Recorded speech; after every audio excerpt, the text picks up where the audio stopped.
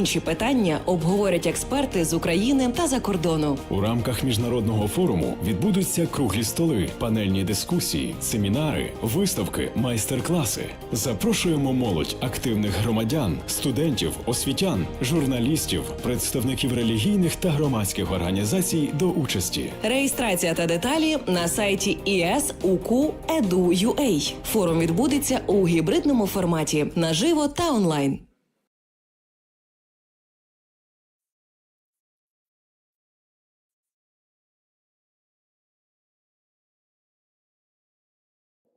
Glory to Jesus Christ.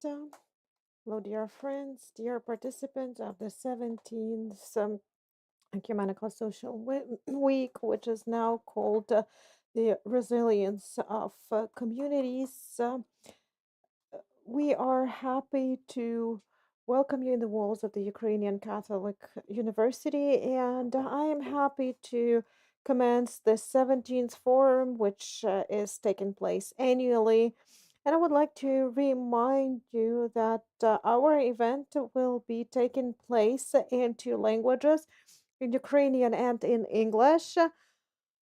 For those present in the room, you can take the headsets to hear the interpretation, and those who follow us online, please choose the respective interpretation button at the bottom of your Zoom panels. Follow us online in English. There will be a simultaneous interpreting. So please the button English on the bottom of the screen. Наш захід я пропоную розпочати із молитви. I suggest that we start our event with a prayer, the prayer for our combatants who are fighting for us in the East and for making it possible for us to gather here and to discuss the topics which are very interesting for us and important for us. In the name of the Father and the Son and the Holy Spirit. Amen. Our Father, who art in heaven, hallowed be thy name. Thy kingdom come. Thy will be done on earth as it is in heaven. Give us this day our daily bread, and forgive us our trespasses as we forgive those who trespass against us. And lead us not into temptation, but deliver us from evil. Amen. In the name of the Father, and Son, and the Holy Spirit. Amen. Thank you very much.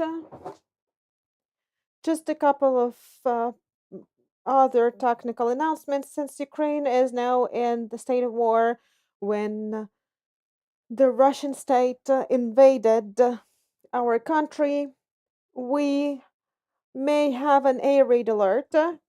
And in case of an air raid alert, we will offer you, especially those present here in the room, to go downstairs to the shelter where we will continue our discussion. And those who follow us online, we will have a break for some 5 to 10 minutes, and then we will resume our forum again. And our meeting today will consist of two parts. The first part, that these are the opening and welcoming words from the people who are near and dear to us and who want to express their solidarity. And the second, the main part will be dedicated to the panel discussion, where we will be actually discussing the matter of community resilience, and we will be looking for the formula how to heal and restore the country. The International Forum, the Ecumenical Social Week, is a platform for dialogue which has been in place for 17 years. In the last years, which were marked by the pandemic and full-scale invasion of Russians into Ukraine, has become a significant challenge for Ukrainians. But we are speaking to the world, we are sharing Ukrainian senses, and we are trying to invite international actors, researchers, public figures, everyone from many countries of the world. The topic of this Ecumenical Week is community resilience, a path to healing and restoring the country. And we are very grateful for support and solidarity of our partners, that is Konrad-Adenauer Foundation in Ukraine and the German Evangelical Church. And we will be discussing the difficult experience of war, which Ukraine has been suffering from in the last 10 years of the Russian aggression. And we will be also discussing the value foundation of Ukrainian resistance. We will be speaking about how to overcome the traumas of war and how to ensure social cohesion. And people in Ukraine have been addressing the depth of their identity to get the strength to keep fighting. And they have also been relying on horizontal connections in Ukraine and in diaspora. Ukraine has very strong horizontal connections of the volunteer movement, and they have been developing gradually, and they made Ukrainians with active civic position work on the transformations to shape the political nation, starting from the revolution on granite, then to the Orange Revolution, and to the Revolution of Dignity. With its resistance to the Russian aggression, Ukrainians proved that they have not only been sharing the European values like freedom, democracy, the rule of law, and protection of human rights, but they also defend these rights with arms in their hands, and they sacrifice their lives for the sake of these values. Unprecedented support and solidarity of the democratic world is also a source of resistance and resilience for Ukraine. But we can see some exhaustion, and human resources are also not endless. So we are here to discuss the resilience and work in conditions of survival and how to create the conditions for recovery and restoring, and how to work with the sensibilization of broader groups of people to make them sensitive to the matters of mental health. We will be speaking about the promotion of Ukraine in the world, so that the Ukrainian issue is still in the center of attention of the global mass media, and doesn't disappear from the under the influence of the Russian propaganda and fakes.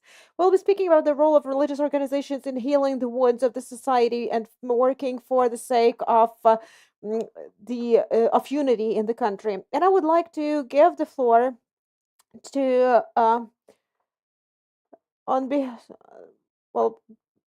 Father Mikhail Lasiev, the vice rector of the Lviv Seminarium, and on behalf of his Beatitude Sviatoslav, the head of the Ukrainian Greco-Catholic Church, he will actually read the greetings on this occasion.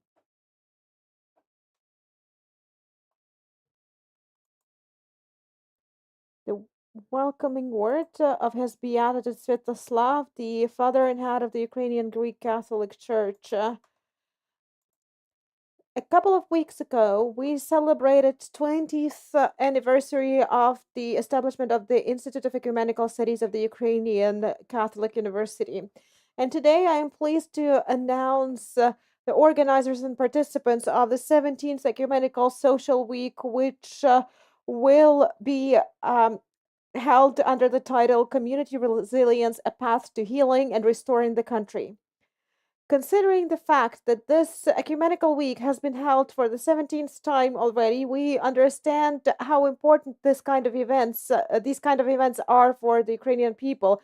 They prove great faith, Christian solidarity, and experience exchange among the participants.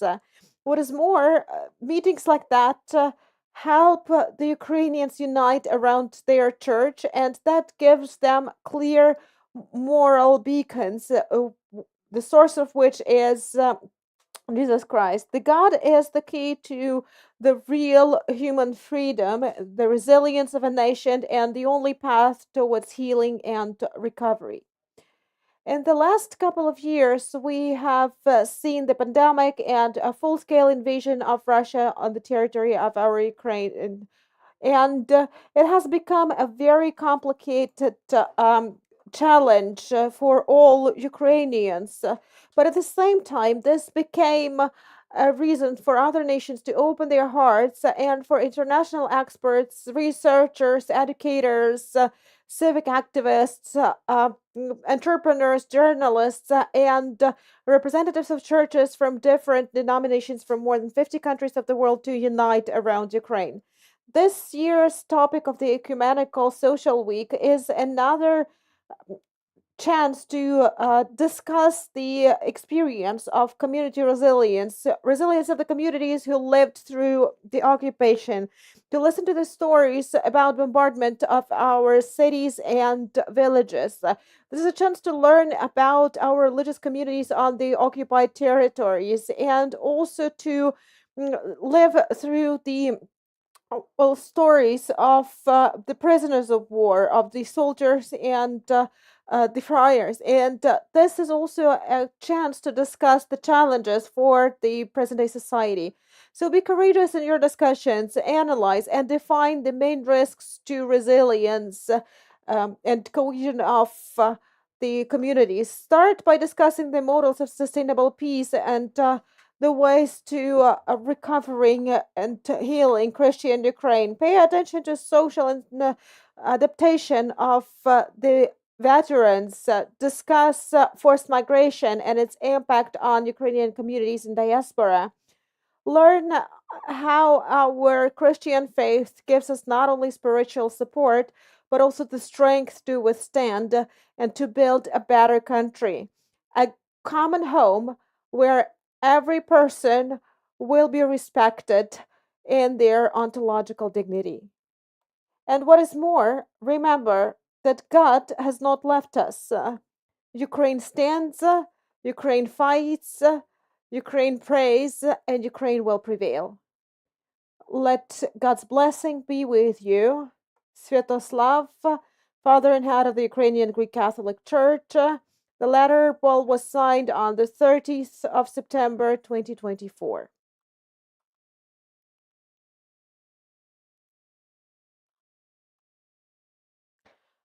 His Beatitude is now in Rome at the 16th General Assembly of the Synod of the Bishops. So he's representing our church in Rome, but he remembers about us and he prays with us. And we would like to invite Johan Boyko, who represents the Lviv City Council, and we would like to thank the Lviv community for active support of all the initiatives starting from the beginning of our ecumenical weeks. Thank you, highly esteemed audience, colleagues, journalists, friends.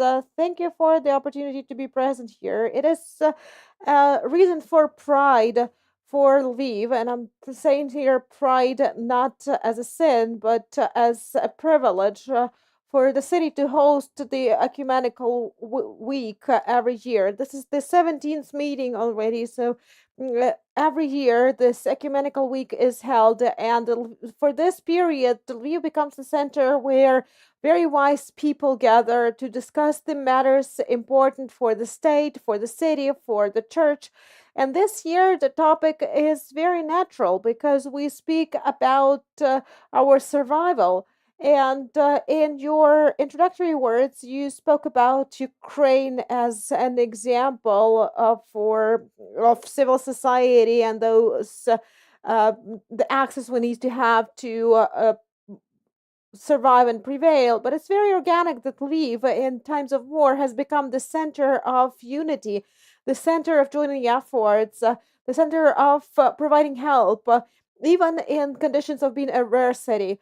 And Father Bogdan Prach can also share how we as a community offer some tools to help those who have suffered from war.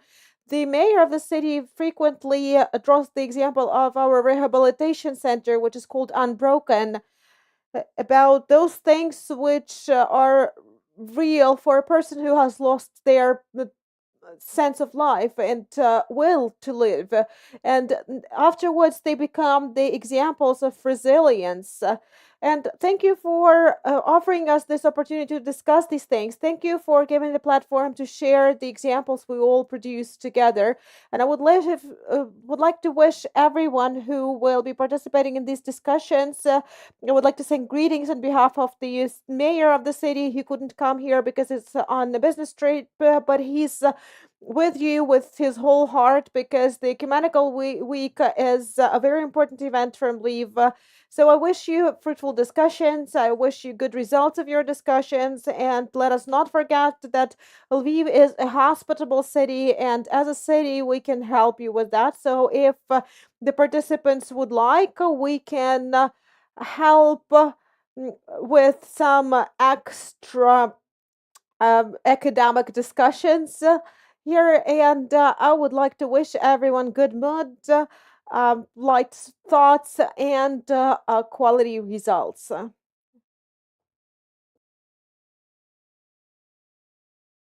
Thank you, Iwan, for your words and for your invitation. And within the framework of the forum, we presuppose not only theoretical discussions, but we will also visit two Lviv communities. That's Unbroken, the Center for Rehabilitation, and also St. Ivan Bosco Center. And now I would like to give the floor to the president of the Institute of Ecumenical Studies, Reverend Dr. Iwan Dacko, who is also the member of the Joint Commission for Dialogue between the Catholic and Orthodox Church.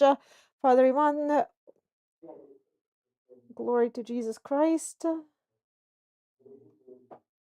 Dear friends, 3 years after founding the Institute of Ecumenical Studies at the Ukrainian Catholic University, knowing about the successful experience of ecumenical social weeks in Western Europe, this institute decided to start this project in Lviv and in other cities of Ukraine. Ecumenical Social Week is an all-Ukrainian public forum that seeks to unite the resources of the community, authorities, social organizations, churches, mass media, and educators around solving urgent problems of society based on universal values and social doctrine of the Church, and thereby stimulate an ecumenical dialogue in the social field. Ecumenical Social Week in Ukraine belongs to the International Association of European Social Weeks, the initiative of the Christians for Europe, abbreviated as ICH. Since 2008, on the initiative of the Institute of Ecumenical Studies, with the support of the Ukrainian Catholic University, Lviv Polytechnic National University, Lviv Regional State Administration, Lviv Regional Council, Lviv City Council, Orthodox, Greek Catholic, Roman Catholic, and Protestant churches, ecumenical social weeks have been launched in Ukraine. Initially, these weeks took place in Lviv. However, later they will also held in Kyiv and in various other cities of Ukraine. During these ecumenical social weeks, since 2008, we have considered such important issues.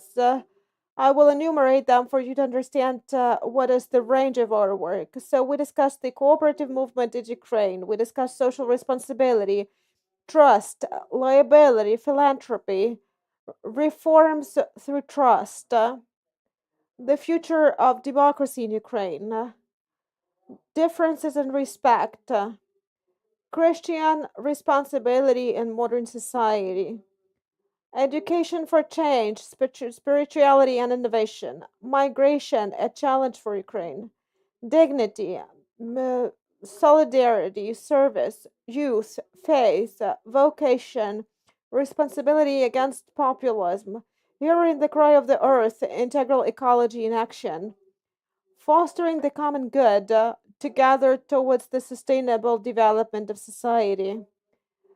International identity, comprehending meanings and values, from war to sustainable peace, through justice and solidarity.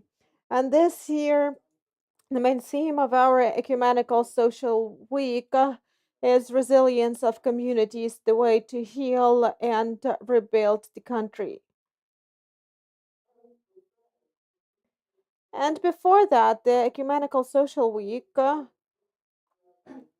before this Ecumenical Social Week, we have this week we will have a new discussion of various issues that will be organized by the Ukrainian Christian Academic Society in Ukrainian. It's abbreviated UGCC.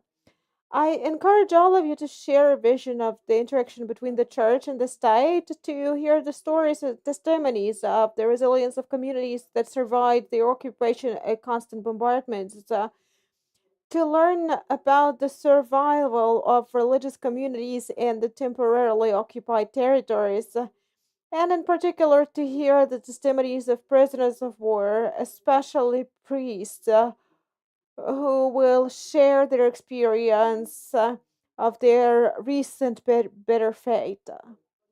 Ecumenical Social Week has been supported by the Konrad-Adenauer Foundation and the Evangelical Church of Germany for several years in a row. This support is very valuable for us and testifies to the solidarity of our foreign friends with Ukraine. And by foreign friends, and that means that our institute is truly ecumenical.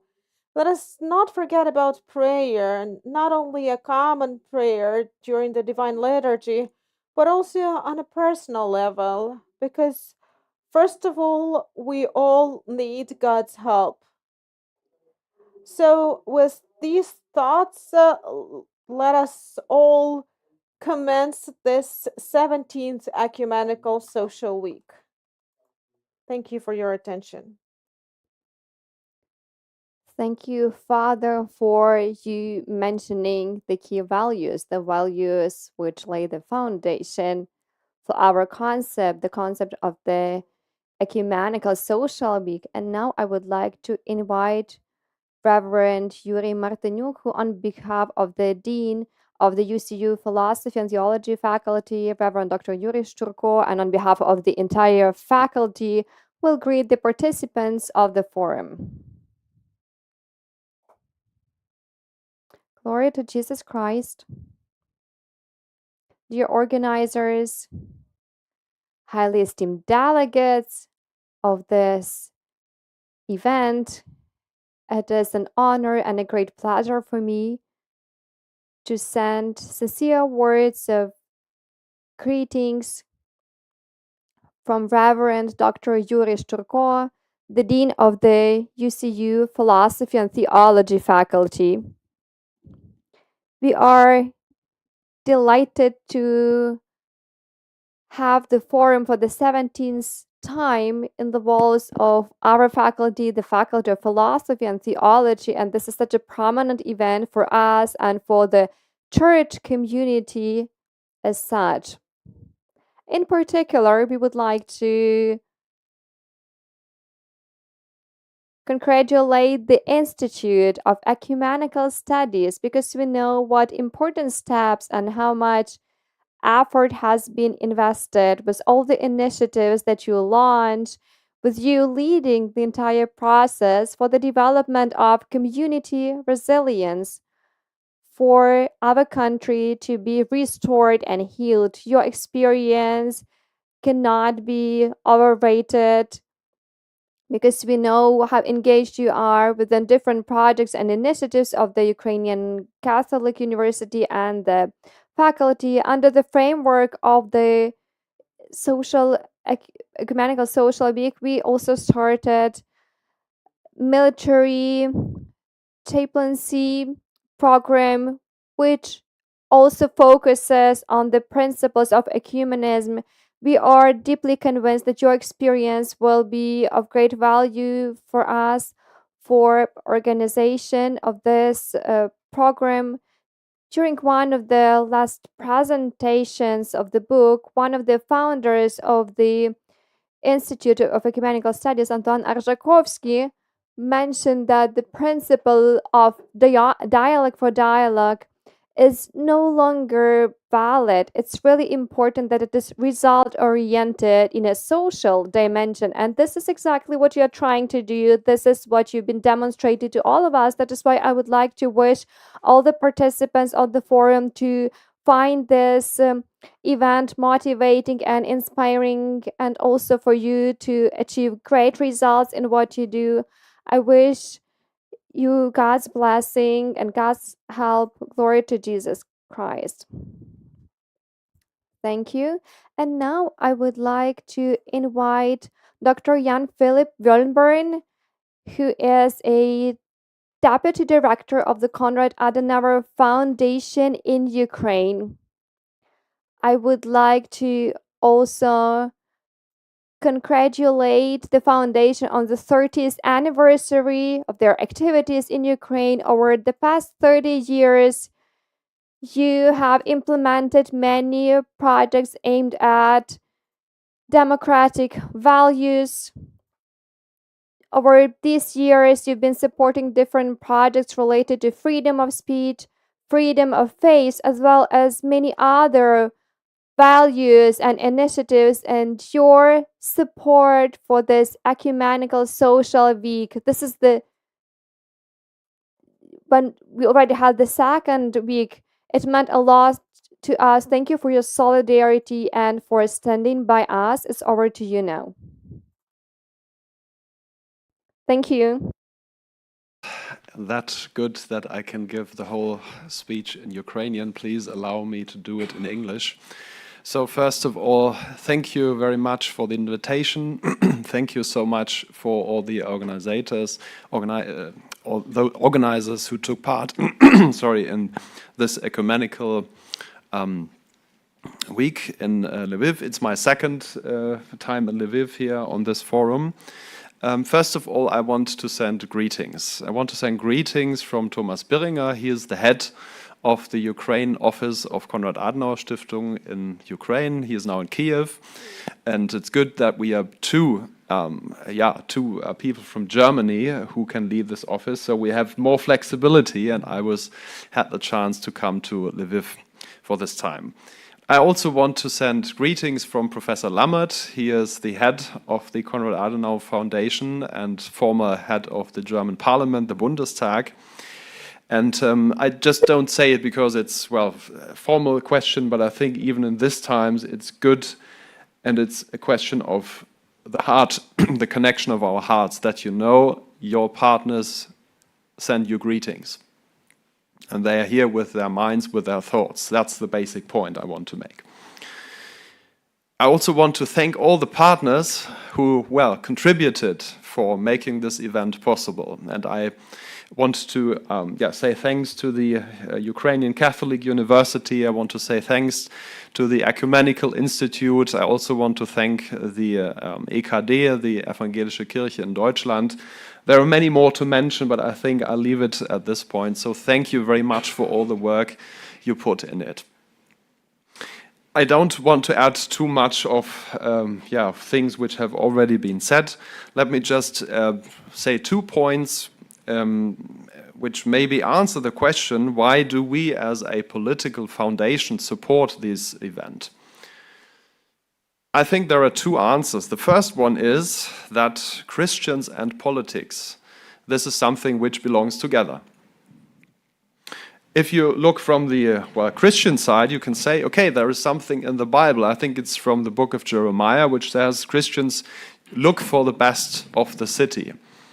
And this, I don't know, I hope the translation is right, but maybe you know that verse from the Bible. Look for the best of the city, seek for it. And so I think this is something, Christians should do. They should be political in a way that they seek for their cities or their countries best. So this is a task, and so this is something where Christianity and politics are definitely linked. But also, if you look from the view of the politicians, it's also interesting for them to see what do Christians think. Yeah? So from both views, from both sides, these things, I think, belong together. And the second point I would like to make, whenever I come back to Ukraine, I live and work in Kiev, but whenever I come back to Ukraine, I usually have been to Germany, to my hometown in Potsdam, and where my father lives in Marburg. And when I go to my home church, so to speak, I'm a Baptist. And they always, my friends and fellow Christians, they always say, okay, we pray for you. We are with you in our hearts and minds. And that's something which is very moving. Yeah? Sorry for being so emotional, but and the point I want to make is that we should see all together as Christians in the world, not just here in Ukraine, but that we have this big community all over the world. And I think this can make a difference, especially in these hard times. And I wish us all good discussions, with heart and mind. Sorry, but this is very, very moving whenever I come back. And I hope that we can, think about the future of Ukraine for a lasting peace, which will hopefully one day come, but a lasting and fair peace, which gives, a future to the younger generation. I'm very glad to see so many young faces here. That's good. You're the future of your country. You're the future of Ukraine's church. And thanks for coming here. Let's have good talks and all the best. Thank you. Thank you. Thank you. It's very important for many people, and I think that the resilience of Ukraine, it's directly connected with the solidarity of so many people and communities which are praying and staying together with us. That's why I invite to our last greeting word, but very important greeting word, His Eminence Archbishop Nikitas. He is the president of the Conference of European Churches.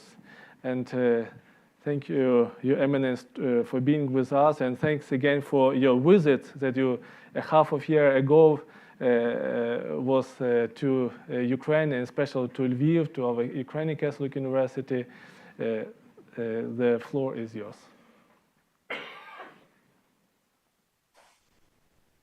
Good afternoon and greetings from London, the United Kingdom. I hope that you can hear me. Yes, we can hear you. Thank you. First, I ask for your pardon and your forgiveness, for I speak to you in English as well. My Ukrainian is rather poor, although I can understand many things that have been said. I bring to you first and foremost the greetings of the Conference of European Churches. I bring it not only to the Institute of Ecumenical Studies at the Ukrainian Catholic University, but I bring it to all the people of Ukraine in a voice of solidarity, in a voice of Christian unity, to let you know that although we are distant from you in miles, we are next to you in prayer and thought. It's important that we remember that in order for the resurrection to come, there is a crucifixion first. In many ways, Ukraine and the Ukrainian people have been crucified. But we are Christians, and we have hope.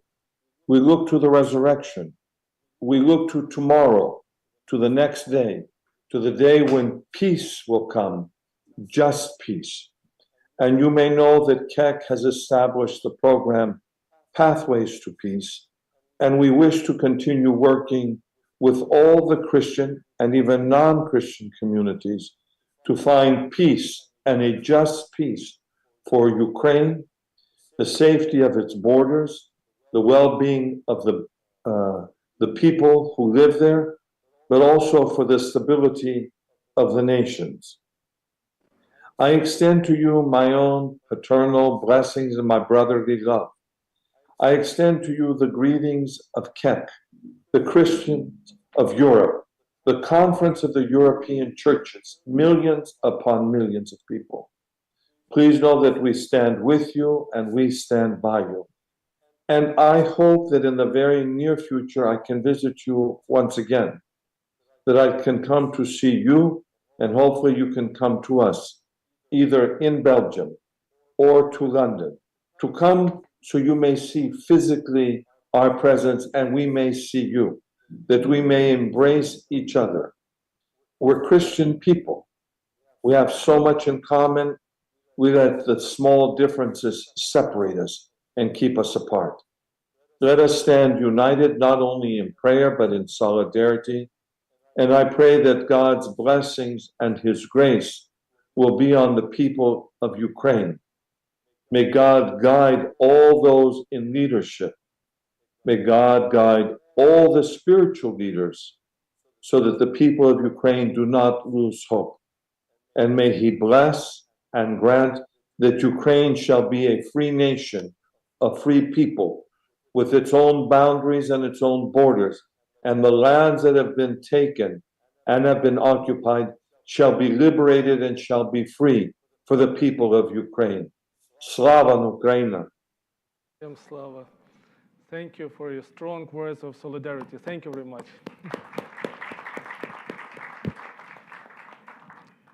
Отже, тепер після After such nice opening words, Reverend, I think it's time for us to start our first discussion, community resilience, path to healing and restoring the country. I would like to invite our panelists who will delve deeper into this topic. We also have the moderator with us, Rector of the Ukrainian Catholic University, Dr. Taras Dubko.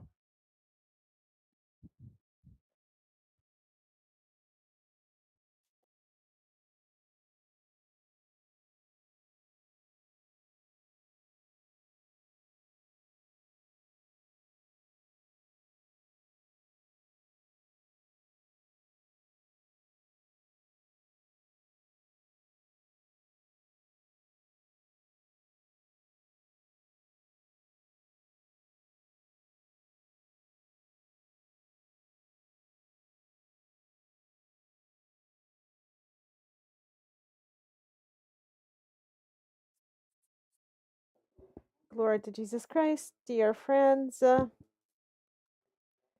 would like, first of all, to thank for those heartfelt greetings we have heard. For us as a university, they are of great importance because Ecumenical Social Week is an important event in life of the university and in life of our city and in life of the whole Ukraine. And I would like to express my sincere gratitude to everyone present here and to join all those kind words we have heard. And as Father Roman said, it is high time we started actual work.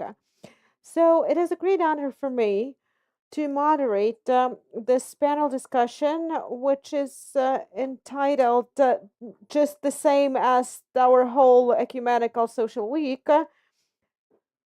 But it's the possibility of moderating this discussion in this with such people is a great honor for me. And I would like to start by introducing our speakers, and then I will say just a couple of introductory words, and then we will be able to proceed to the speeches themselves. So I'm very happy to welcome here Iwan Hlibovitsky, the director of the Frontier Institute, and I would also like to say that Mr. Hlibovitsky is a great friend of our university. He's been a great friend of our university for many years, and he's also a professor at the Ukrainian Catholic University. He's a person whose opinion I value a lot, but he's also a Ukrainian intellectual and a researcher of social transformation, an expert in long-term strategies, and this year, he quite deservedly was included onto the list of the 30 opinion leaders of modern-day Ukraine, according to ANVA media. And welcome, Yevhen. And now I would like to introduce Joseph Zisel. He is also a frequent visitor of our events, and it's always a pleasure to listen to him and to talk to him. He's an executive co-president of the VAD of Ukraine, executive vice president of the Congress of National Communities of Ukraine, a dissident and a political prisoner. So welcome, Joseph. We also have here Reverend Dr. Andriy Zelinsky, who is political scientist, and also a professor at the Ukrainian Catholic University. He's also head of the supervisory board of the Ukrainian Veteran Fund, and also the military chaplain of the Ukrainian Greco-Catholic Church. Welcome, Andriy. And I would like to introduce also Dr. Catherine Warner, who is present with us online today, and she is a professor of history, anthropology, and religious studies at Pennsylvania State University. And her last book, which she edited and compiled, is called Dispossession: Anthropological Perspectives to Russia's Wars Against Ukraine. And generally, Professor Warner is a great expert on Ukrainian history, Ukrainian materials, especially when it comes to religious history. And in her research, she focuses on religious policy and on human rights and conflict mediation in the context of war. So we have a great group of speakers here. And I read this is an international panel, so I thought it will be in English. And I prepared some reflections of mine in English. So if you don't mind, I will add some balance to our discussion, because we have another speaker in English, so I will also deliver my speech in English. And we know that resilience as the ability to successfully cope with adversity is a very complex phenomenon. It depends really on many factors. It has both spiritual sources and very palpable material manifestations. I mean, for example, bomb shelters or fuel reserves to produce electricity and heat during blackouts. And we Ukrainians, during the war, learned that it is individual people, institutions, communities, municipalities, businesses, universities, democracy itself as a system of governance that could be resilient. But what makes them resilient, and how this strength could be used for post-war recovery of Ukraine? I think this is one of the main questions. We learned that individual resilience depends on collective decisions. For example, Ukrainians made an existential choice to exist as a nation, as an independent state. And actually, the heroic resistance of Ukrainians to this invasion demonstrates that this decision precisely was taken it was a decision not just of political elites, a parliament, or a president. It was a decision of a people. And it's impossible to defeat a people. We also have learned that values and principles are key sources of resilience during trial. They provide ground to stand firm in uncertainty and during a storm. True values become visible, as Alexandra Matviichuk thought, not when everything is good and life goes easy for us, but when things turn difficult for us. So actually we are discovering what we really value during these times of trial. To have values is to recognize that something is more important than your life, than you. Hence comes the ability not to be preoccupied too much with survival, but to commit to the victory of good. Ideally, not even to be afraid of death. You are no longer bound by fear or paralyzed by panic. We also learned that resilience is one of key security assets today. Today, we know that geopolitical strength is determined not just by military or economic power, but also by the capacity to endure pain. It is widely believed, perhaps you have heard about it, that authoritarian states are better at absorbing pain, that they can more easily ignore public frustration and manipulate public sentiment to their favor, as if democracies are thought to be more vulnerable because of their dependence on public opinion and their commitment to treat citizens as people with dignity and rights. But we learned that democracies could be resilient. As a result, for example, also it has some effect on security studies. Nowadays, they must concentrate more on the issues that we are going to consider here during this Ecumenical Social Week. Speaking about community and institutional resilience, about good governance practices and decentralization, solidarity of the citizens, humanitarian action, community spirit and ethos, civic and religious organizations activities, ethical framework for policies and decision-making, local economies and business. As an authoritarian, Putin does not believe into the agency of the Ukrainian people, of any people in general. So he deliberately ignores a civic character of the Ukrainian nation and imposes an outdated ethno-linguistic matrix upon both Russia and Ukraine. But we know well from our experience that ultimately the identity conflict between Ukraine and Russia is taking place not in the realm of ethnicity, but in the realm of axiology. So I hope that during our discussion this will become more manifest, more understandable, and I would like to turn to Yevhen Hlibovetsky, who will talk about what changes in ethics have happened, to make us more resilient, more and to prepare for post-war recovery of Ukraine.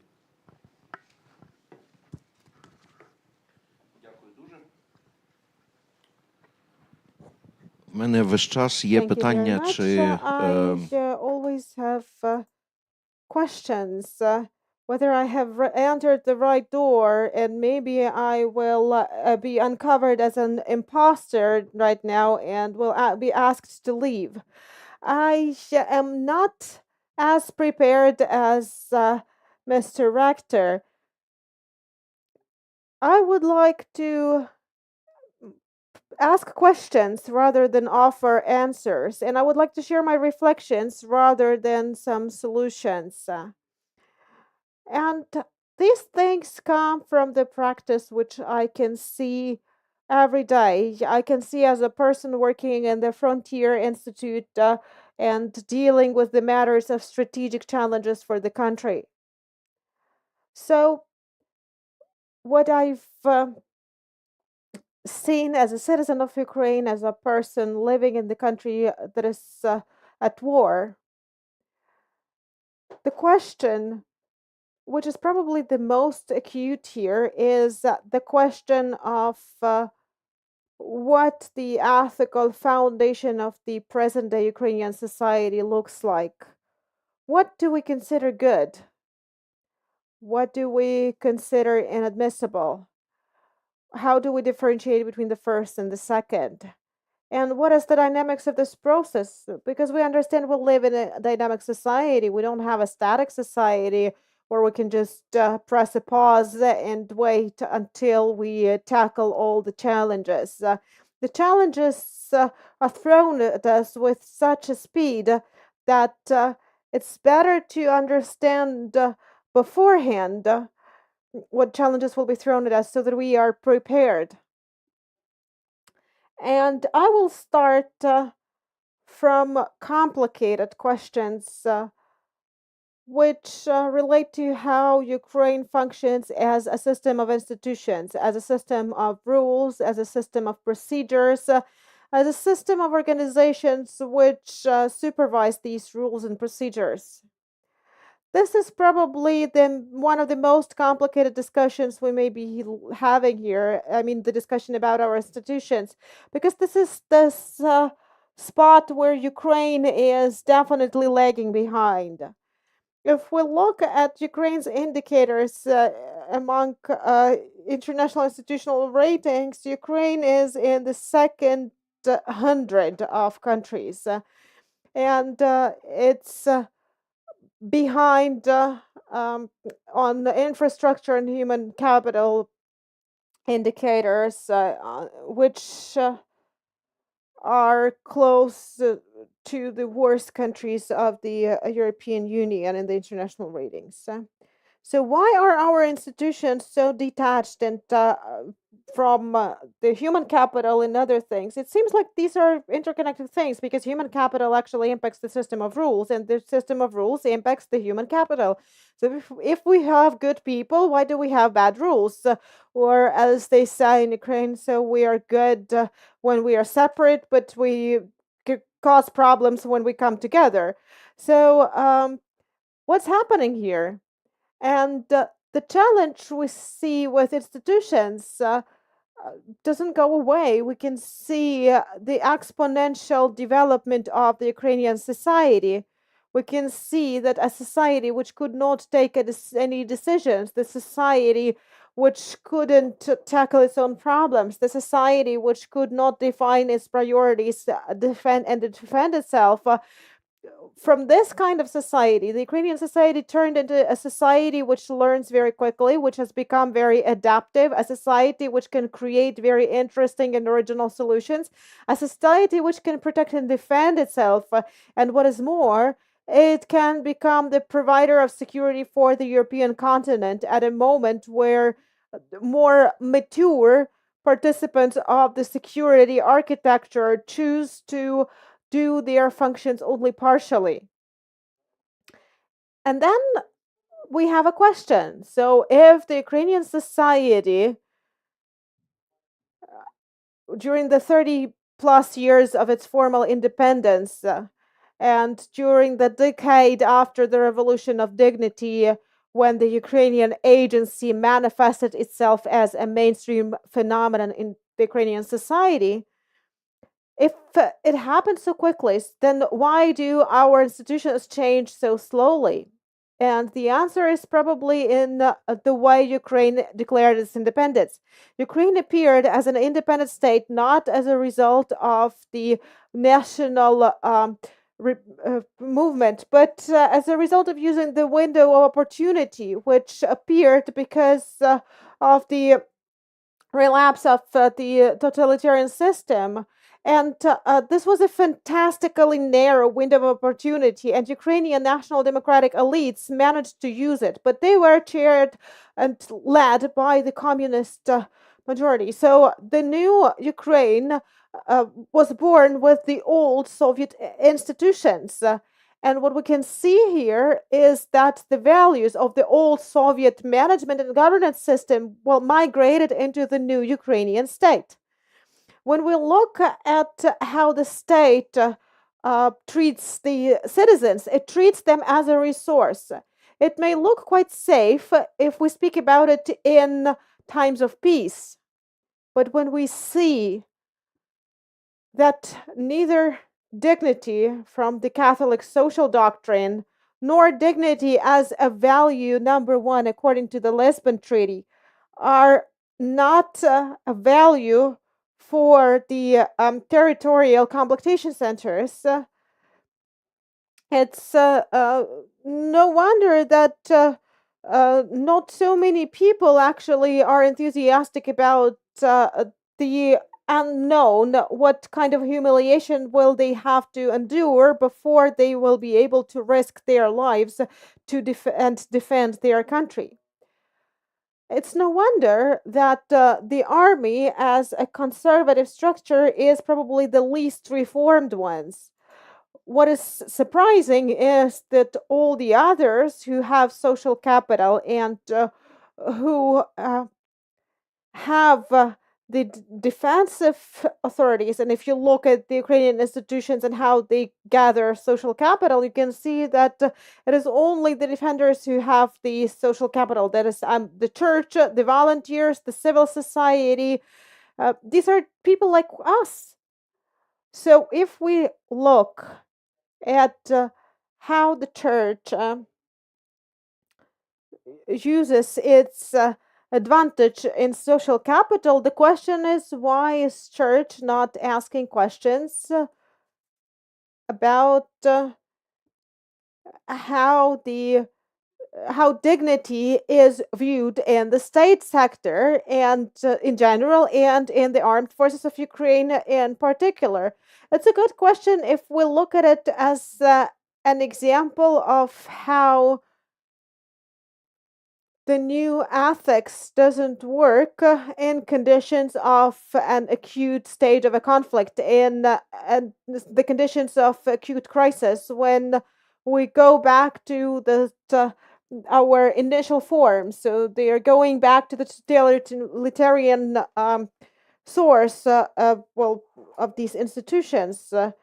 The problem is not only on the part of the church, although, well, the church also does have the problem, but if we have a look at the sector of civil society in the religious field, we can see many organizations which are complementary to the institutions of faith, but we don't have any watchdog organizations that would be supervising and making sure that the church, is a good church, and we don't see civil society that would be making sure that the church is not corrupt. We don't have any particular pressure on the part of the society so that the church doesn't lose its social roles.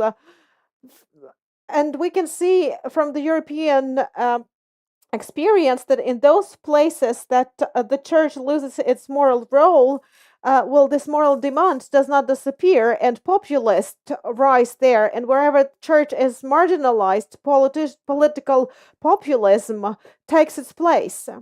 And another question I have is about the ethics of business.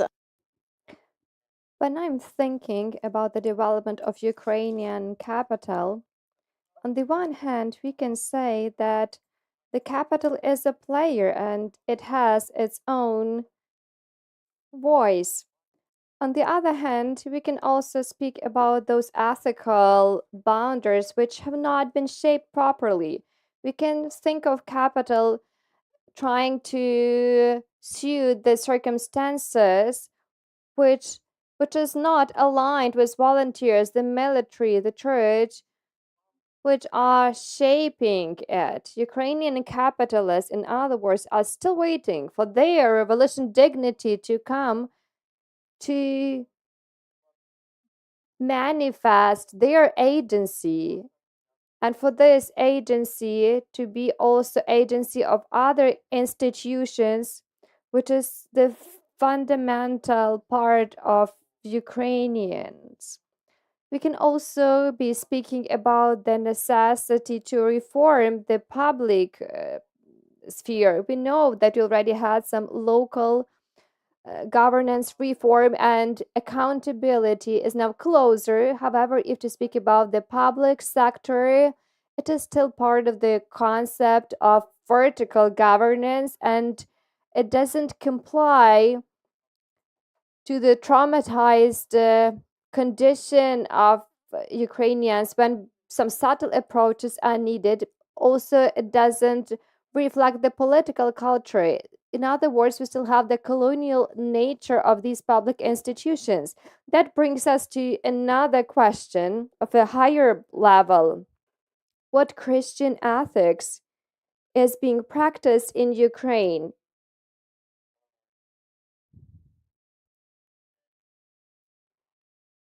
It's not about the census only or the content that we have as part of the Christian ethics school course. I think that they are closer to catechism rather than interaction of us at the level of society. It is about the conclusions that we draw. What social teaching has contemporary Ukrainian Orthodox, which love the totalitarian teaching? In current circumstances, which are very dynamic, they make us revisit the social doctrine of a church. How are we going to be present in the same space with a large number of Protestant, Muslim, Jewish communities as well, when all of us are trying to form not European but rather North American field, when There are many communities, and all of them have their own truths. And what is going to become this common denominator for all of us? And this discussion is greatly needed. Well, I'm not sure I even qualified for participation in this discussion.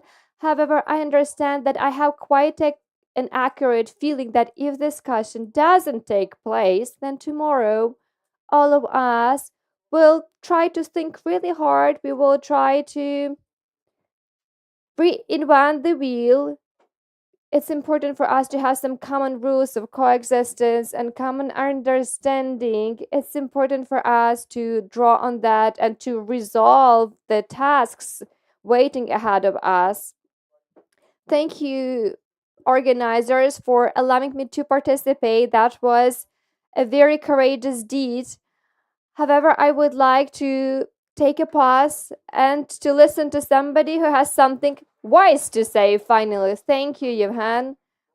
And it's really important to have good questions, because even if these questions do not have the answer, that is already a great achievement. Thank you for a very good phrasing of these questions, and also the dilemma of volatility and dynamic of the modern society, the key actors. And this is a positive news for us. On the other hand, we know that if it's getting too slow, if to speak about our public institutions and rules, that is a different story. Thank you for mentioning the church. I would like to say that the holy place is never empty, as we say. I was also so concerned to learn that Ukraine is very religious on the one hand. Yes, I speak in a broad sense. However, on the other hand, we still have to deal with corruption. We cannot overcome the inertia of so many institutions you have provided as an example. So maybe we can ask Joseph Zisels to help us with that, as you will focus on the religious aspect of that, and we are really interested to hear more from you on this theme. Well, I don't know if I will live up to your expectations, frankly speaking. Highly esteemed representatives of the clergy, the organizers of the forum, dear participants, it is always a great privilege and pleasure for me to be present here.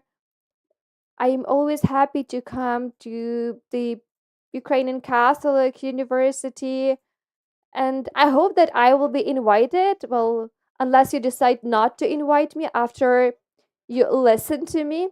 We haven't had a previous discussion with Jan-Philipp about the topic of our statements. We are not so close, actually, to be discussing these things, like what are you going to talk about at the forum? However, surprisingly, because maybe that is something which is in the air, all these questions, that to some extent I also would like to reflect in many points on what Mr. Hlibovetsky has just presented to us. However, I'm going to do it in my own way. Prior to sharing my ideas, I would like to say that for 25 years, I've been exploring the topic of identity. No one asked me to do that. I am not a scholar in a direct sense of this term, but it is my interest. I'm a physicist, a theoretician, so, I'm not really an academician. I'm more of a dissident. However, I still hold this interest. This question of identity is so appealing to me. So for 25 years, I've been trying to explore it, and I'm delving deeper and deeper because this is such a complex topic.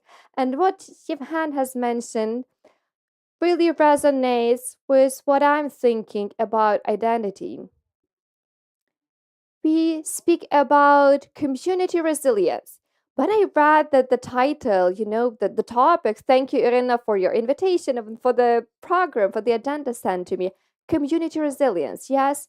So we are in the midst of Russian-Ukrainian war. It's been going on for 11 years. Why aren't we talking about resilience of Ukraine? Instead, we are talking about community resilience. I was trying to clarify it yesterday, having a discussion with Reverend Dr. Roman, and I think that I got some understanding. But why is it difficult for us to speak about resilience of the entire country? Because we are divided. I think that this is what we also heard from Iwan, and each group, each community, each part of our society have their own understanding about many things, resilience included. My take on this topic, taking into consideration that I'm also interested in identity, and here it's not about my focus on identity or individual identity. I decided to focus on collective identity, civilizational identity.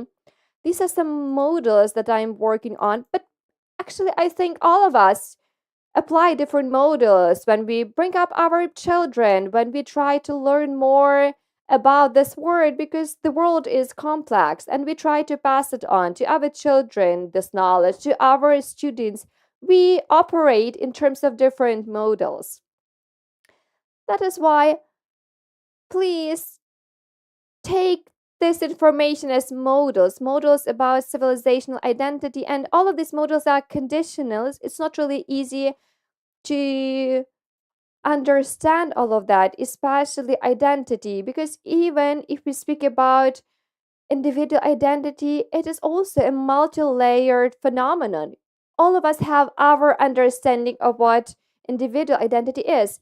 We make use of this term all the time, especially now. Over the past decade, this concept of identity is really at the forefront. There are so many symposia, so many forums about this topic. Self-identification, to identify individual identity. Very often they become the names for different events which are being organized. I think that our resilience, a community resilience, this is one of the derivatives of our identity, of the identity of their community under the question. This is a derivative of the collective identity of each community. This is a derivative, once again, but it means that it has a certain function if it is a derivative. And if you do not object, I would like to follow what I have started with, and for us to try to envisage the model of civilizational identity. Speaking about the whole country, resilience of Ukraine, for me, this is actually a derivative of the collective identity. But do we actually have it? Do we share the same identity of Ukrainians as society? Of course, no. Though some politicians, they state the opposite. However, they are not present here. We are having this discussion between those who are present here. The key aspect of our collective identity of the Ukrainian society is that we do not have a unified identity. We have identities of different communities, different clusters. And it's important for us to understand it. And it's not because our society is broken. We've never had it, neither in the Middle Ages, nor now. It is just in the past 30 years that we are trying to move in the direction of this identity. We speak about this political and civic nation that we have to become, and we have embarked on this journey. We have spoken about volunteering and institutions and the army and the church. According to Mr. Hlibovetsky, this is civil society, because we know that half of the army is represented by civil society activists. And these are the ones who joined Maidan back in 2014. That is why, for me, civil society, and it is my subjective view that factoring in all the elements, that we imply with Mr. Hlibovetsky is our future, the future of Ukrainian political or full-fledged nation. What percentage of our population is in these clusters we have been talking about? Those who are at the front line, those who are helping, those who are shaping census, those who are defending others. I always try I'm a physicist and a mathematician. This is my background, and I always try to count things, to calculate something. That is why before the full-scale invasion, I think that it amounts to 30% of the population. Is it a lot? Is it not enough? And what about the comparison that we draw? What do we compare it with? Then it could be 5%, and now it is 30%. We can see this change which took place. We can also take a look at other nations which are fighting for their freedom, for their life, for the preservation of their state. In Israel, it amounts to 80%. This is the representation of civil society, though there is a whole gamut of internal problems, political, ideological. They have different attitude towards legislation, towards laws, rights. However, when they are in danger, a million of Israelis who are outside the country, they board planes and they return to Israel. And this is a national consensus, as I call it. And we are moving in this direction of the national consensus. And that could be one of the reasons why the war broke out at that time, when we have covered just half of this journey. Russian pundits, well, they are quite smart. However, they are imperial in their views. They could see it, that we are getting closer to a national consensus, and they decided that it's time we did something. We cannot wait any longer, because they used all the means possible against us: diplomacy, different intrigues, bribing our politicians. In Yanukovych's time, we didn't really take into consideration how many bribed people and corrupt people we had. And they didn't have any other means. That is why they decided to start the war. They realized that we are becoming a nation with a national consensus. And when we will have 50, 60, 80%, that nothing is going to happen to us. There is no way to defeat us. This is my perspective on the situation, which could be subjective to some. As far as identity is concerned, as it usually works, it's important for us to know what it means. There could be different definitions. There could be different interpretations that we have. That is why I decided to apply one of the definitions of identity. There are so many of them. Some of them are easier, some of them more complex. I decided to focus on something which works well for me. So identity is a range of qualities through which an individual or a group of individuals associate with, and which make them a certain group, a certain multitude. We can use this term, this definition, or other definitions of the term. If we say that identity is a range of characteristics of some features, then resilience is an example of this feature. It is one of many. That is why we will speak about more of these characteristics.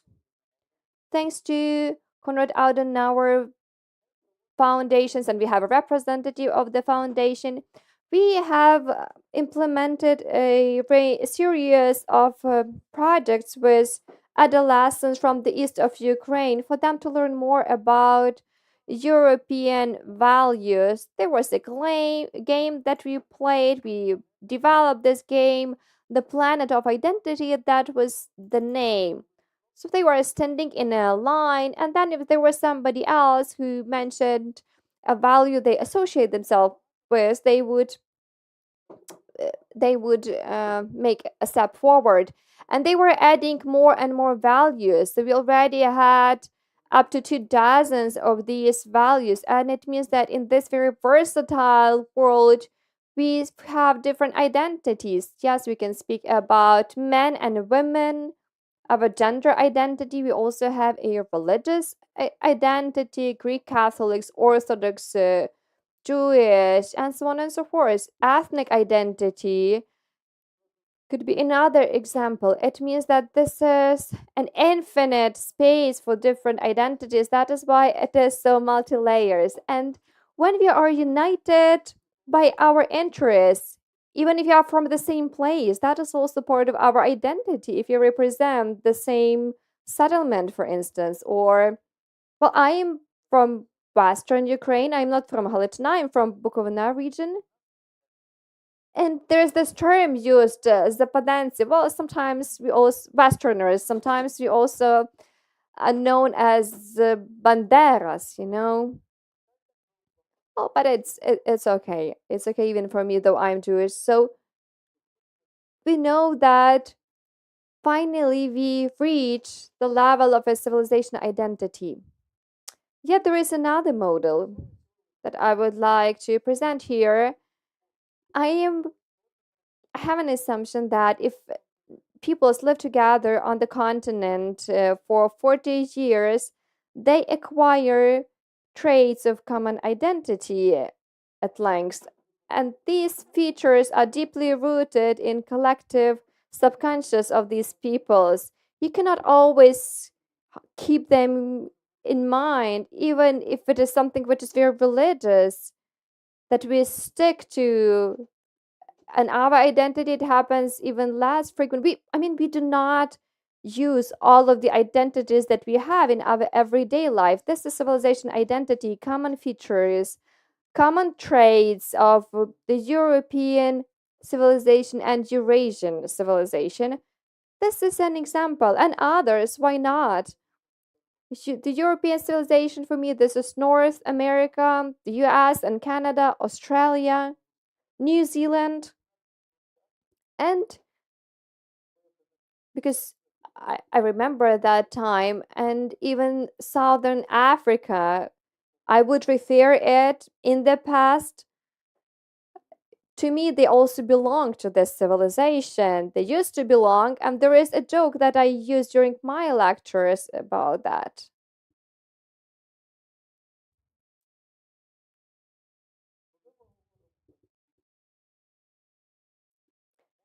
In terms of civilizational identity, that could be viewed within a certain structure when we have the nucleus, the core, and we also have a shape of it. Any identity could be viewed through this perspective. Well, my identity, one of the aspects is that I'm a Ukrainian Jew. That means that at my core, I'm Jewish. However, the outer part is Ukrainian. This is just the model that I utilize. This Yevhen has also mentioned the Lisbon Agreement, the Lisbon Treaty. You see the comparison of different systems of values. On your left, you can see the information from the Lisbon Protocol. Europe already has established a set of their values, unlike the Eurasian region. In the 90s, I delivered a lecture about Jewish identity, about different paradoxes. In 2004, I got more interested because of the Maidan events. Together with Alexander Bashaver, who is my friend, we started reflecting on what happened to us. And that was one of the first times when we decided to use the term of civilization identity, because for us, the Maidan, that was a clash of two different civilization identities. the European one and the Euro-Asian one. Speaking of different aspects of identity, yes, I know that I haven't spoken about religion yet, which is key at this forum. We can list different aspects of this identity, attitude towards the cornerstones of human civilization, attitude towards other people, towards the elderly, your attitude towards the other sex, to your family, city, village, to your state, to representatives of different countries, your attitude towards freedom, because you can see it, yes, as the first one, attitude towards the responsibility that you hold, attitude towards the surroundings, the environment here, yes, that is about us being aware of it, attitude towards power, and our attitude towards religion. This is where I would like to focus my attention if I have some minutes left, because this is exactly why I have started this conversation. What do I mean by that? We all belong to different denominations and religions. However, what I mean is something which is absolutely different. What I mean is the attitude of people towards the institute of religion. What is important in the institute of religion for some people in different countries, in different civilizations? Religion gives us the richness of opportunities to see religion, to see literature, to see history, rules of life, to name a few. I will focus on a simple paradigm, law and faith, rational and irrational in religion, and I will try to draw a comparison between them in Europe and in Euro-Asian region, and I will try to trace its development over the past century, especially to speak about 200 years of secularization of religion, and we will see that Europe was always more pragmatic, and rules, well, regulations, law, and religion meant even more than the very faith, than the very grace. In the East, it was opposite.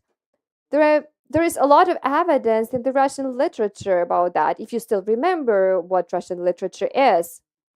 That is exactly why we can see that 200 years of secularization, when the person is getting disconnected from God and society, is getting detached from religion in the West over the past 200 years, they still have rules, they still have secular rules and regulatory framework for society, but faith is diminishing. Even in Northern Europe, we speak about 10-12%. In the East, it is quite the opposite. What do I mean by that? Faith and faith and grace is different. Well, two illustrations from Dostoevsky. If there is no God, then everything is allowed. I think that you read it. I mean, those of you who did. And also, there is another picture which is even more representative. When at night there was one man who saw another man who had a watch in his pocket, and he had an axe. He said a prayer, he asked God to help him, he killed him and took his watch. So it means here that God is even more important than the rules, that these rules can be revoked for the Eastern identity, however not for us. So a couple of minutes will pass, and that's it. I'm telling this not just for some abstract comparison, because 200 years of secularization give us the fact that we have the rule of law in the West, and this is the dominating category. Of course, not everyone is actually following these rules, just as not all countries in Europe are the same, because one thing is Greece and the other thing is Norway. But this is the goal, the social values everyone is striving for. But what's in Eurasia, there's something you can read yourself, and I'm not going to voice this. And this is from Lisbon Protocol, and I gathered the examples from Russian literature. And you can see that this is not just a difference in two civilizational differences, and there is, and well, they are opposite in all their dimensions. And in the last 30 years, we have been trying to leave this zone of Eurasian identity with its rules and transitioning to the zone of European identity. We have been transforming for more than 30 years already, some of us sooner, some later. And I would like to use here the term which is Johan and the Nestor group used. This transition from Eastern identity to Western identity is one of the manifestation of modernization of the society. We live in this process. It started quite a long time ago, but it's not over yet. And when it ends, we will have what we have been speaking about, the national consensus, when whoever tries to invade us with weapons, they will get a very strong response. We need resilience and strength to wait for that, not just sitting and waiting, but working on creation of this national consensus. And if our authorities understood all these problems and helped us, we wouldn't have to pass this path in 50 years. We'd be able to pass it in 49 and a half years. These are civilizational processes which can be accelerated, but they are evolutionary and they require resilience, patience, and persistence. Thank you for your attention. Thank you, Joseph, for immersing us into the topic of identity and for drawing a map, or rather a trajectory of the process which Ukraine is following and whose final goal is the national consensus as you described it. And now we are proceeding to the third speech by Reverend Dr. Andriy Zelinsky about the armed forces of Ukraine as a school of life, and it would be very interesting to hear about how well shaped the identity of our armed forces is according to your observations and what it is actually about. Thank you. A lot has been already mentioned by the previous speakers. This is the classical phrase, like everything, all the important things have already been mentioned, so I will just add to that. But in fact, listening to Johan, who speaks about civil society a lot, you start thinking about the civil society, and then you also spoke about identity, so I want to talk about identity now, but I will try to go back to my track. So, armed forces as a school of life. So, first of all, I would like to speak about the armed forces as a quality mechanism for society transformation.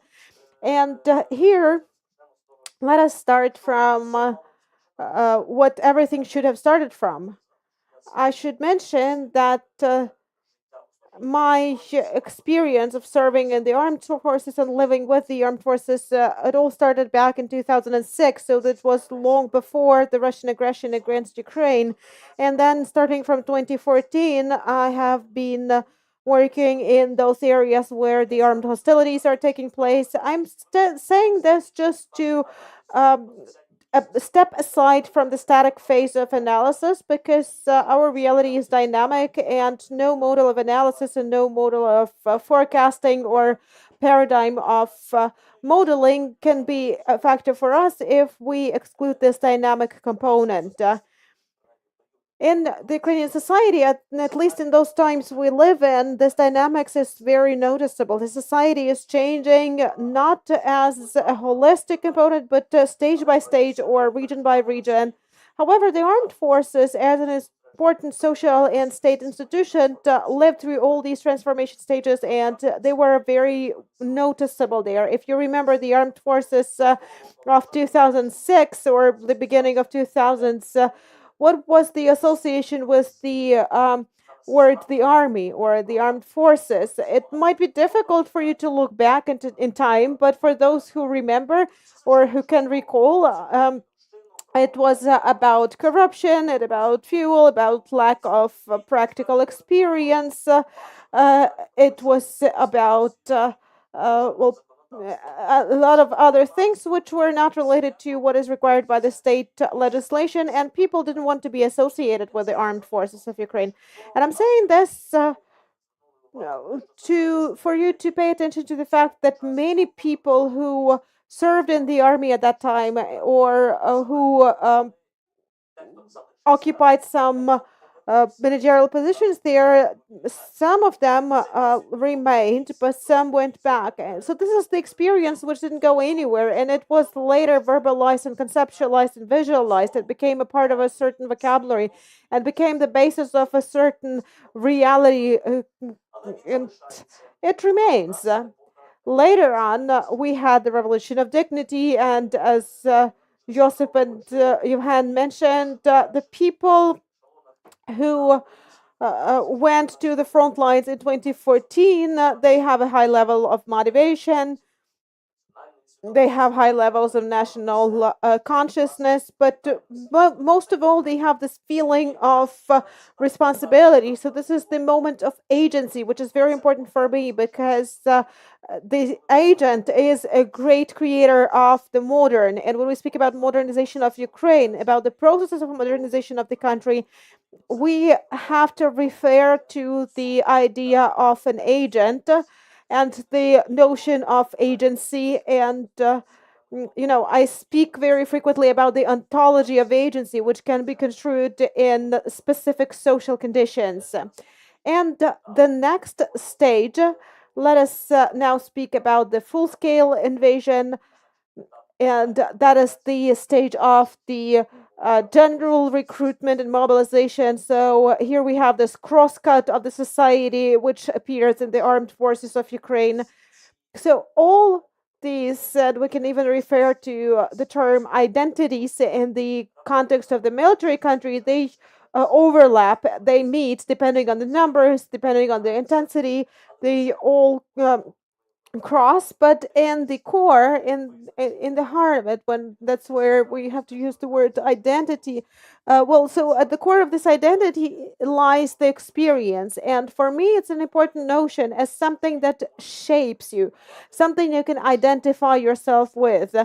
If this experience becomes memory, if this experience turns into a social vocabulary, and then lets you understand yourself and the society in the context of your experience. But then different experiences today in the trenches of the Ukrainian war are turning or converging into what I sometimes call the melting pot of experience. This is that is the American model of the society, but the Ukrainian armed forces perform a function of not so much multiculturalism, but a melting pot. Why? Because we speak about different experience and about people who are the bearers of memory of this experience. And this shapes a certain commonality, some common memory, common reality, collective reality, social reality. And here I would like to mention a kind of a framework for the definition of the term community. So for me, community, these are four main indicators. The first is, which is mandatory. So we have to have common vocabulary, we have to have common experience, but moreover, we have to have a mission and values. So mission, values, experience, and vocabulary. And then another important component, which is usually not used in formal discussions, but communities usually have empathy. So there has to be this emotional component which will join all other things into single social reality. And we speak here about the mission. So armed forces and mission. Today it's all clear. Despite all possible challenges that a Ukrainian army may need to face right now, I'm speaking here not only about the enemy army, but also institutional problems which have been mentioned today. Everybody remembers about the mission, and it's not doubted. Everyone knows why we are here. Then the values. Values are important because here we can also provide various definitions of the notion of values. But we can speak about different kinds and types of armies, and we can speak about troops, and we can speak about different people who are in the trenches. We can go back to the Lisbon Protocol or not. But when we look at the values as mechanics, as techniques, as criteria for taking decisions, be those personal decisions or collective decisions, they are very important. In circumstances of existential threats, secondary values become secondary, and I call it an ontological argument because it plays a very important role. So this is the question of survival, and this is what allows for the convergence of various value fields or maybe even identities where the priority for the mission is survival. Survival becomes more important than a variety of other cultural, ideological, and other values. The third element of community shaping or convergence into a melting pot is the language.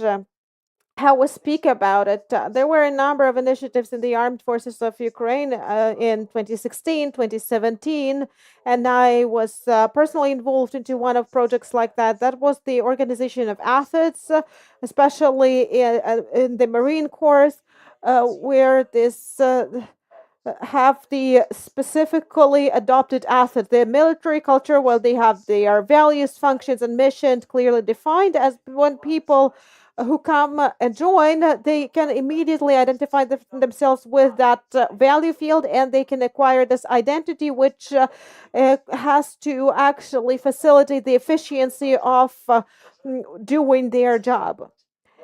And a common language. Do we have a common language for Ukrainians from various regions, from various denominations?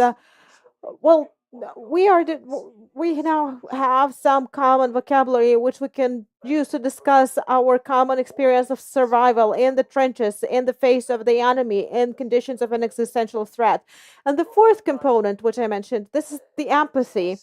We learn to trust each other because collective traumas and historical events which caused collective traumas very frequently made us divided. We don't talk about it much, but it's worth talking about it for the sake of a general analysis. We sometimes refer to those things, but we very frequently found ourselves on different sides of the contact line, and I mean we Ukrainians, and it could not but reflect on our collective memory and our collective culture.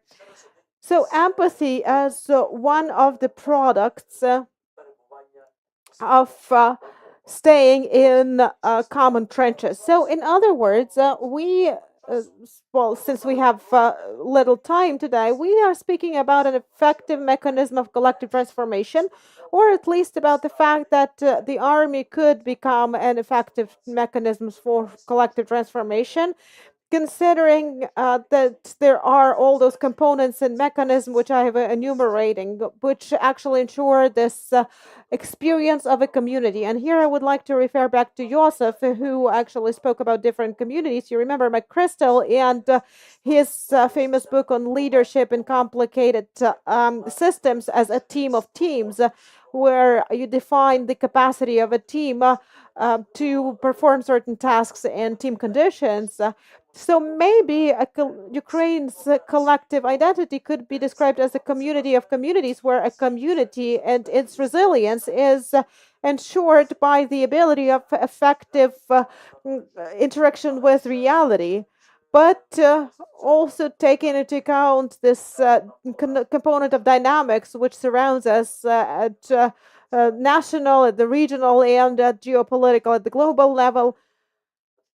And here, the army, as I always use this metaphor of school of life, and I like it very much, we learn here. So we are not only saying that the present state of armed forces is a model for shaping community resistance and resilience, but it could also be a school where we could learn about some social weaknesses which, as a result of historical collective trauma, have become a part of our collective identity. So, armed forces of Ukraine and condition of existential threats may perform not only the transformative function, but also the didactic function. We can learn how to become a community again. And it seems to me that all components are there. We probably lack the language, the common language for everyone. We have to speak about it. We have to shape the right vocabulary, which will help us communicate the ontology.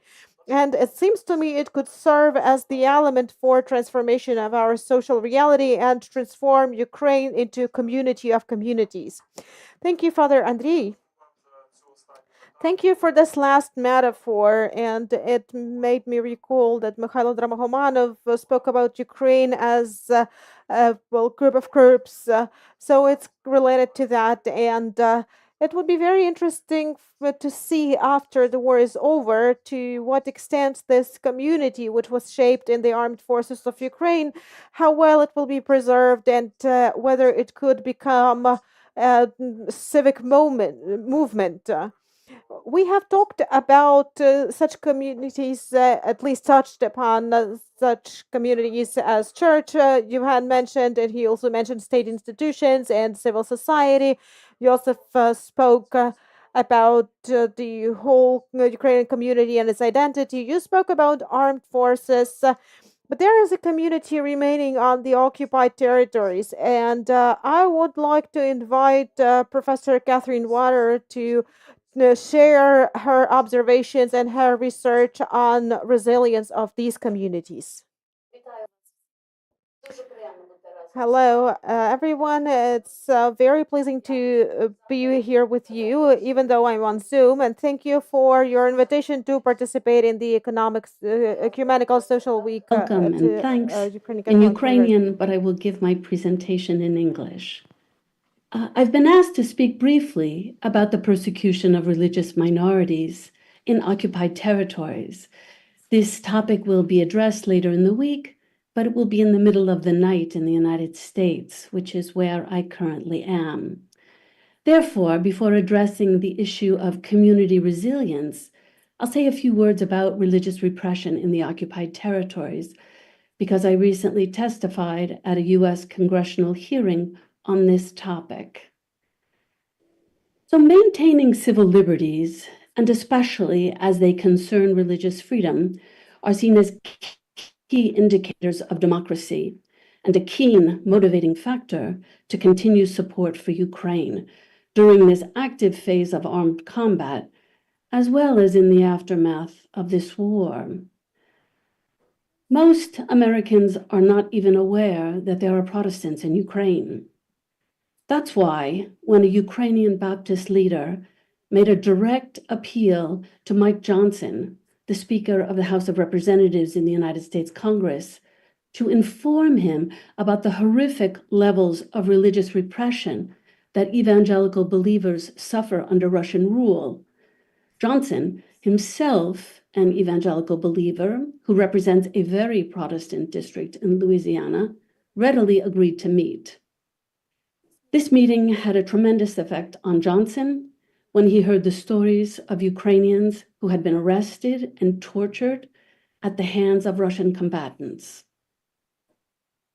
For Johnson, this stimulated comparisons to the fate of minority religious communities in the government-controlled parts of the country versus the occupied territories. Of course, it will not come as news to most of you that minority religious groups, not just Protestants, but also Greek-Catholic, Jehovah's Witnesses, and a multitude of others suffer under Russian rule in the occupied territories. They suffer in Ukraine too, but from Russian bombs, not from the repressive actions of the Ukrainian government.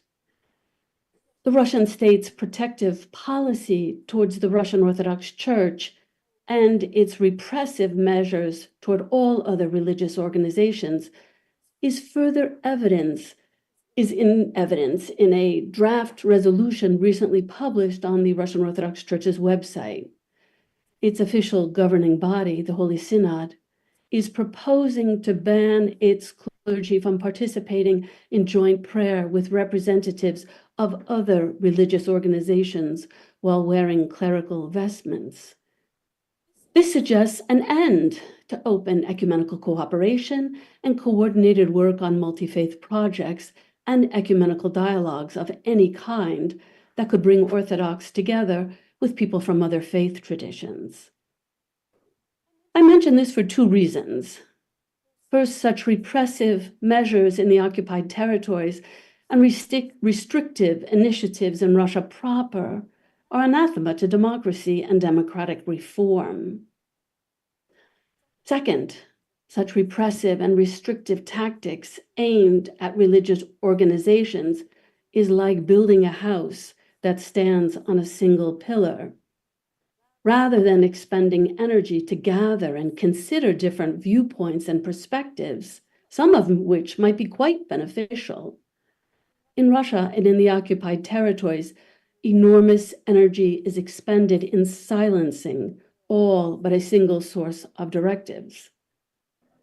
I see the repression of religious minorities and the halting of ecumenical cooperation as a recipe for how not to create communities that are resilient, and how to have political authorities who are not respected, only feared.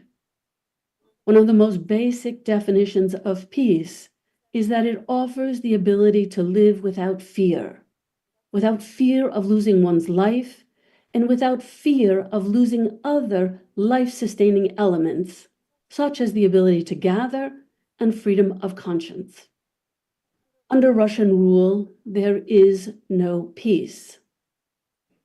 So now turning to consider more positive models as to how one can move forward to create resilient communities able to withstand the stresses of daily missile attacks, as well as what will surely be the long road to building better, more resilient communities.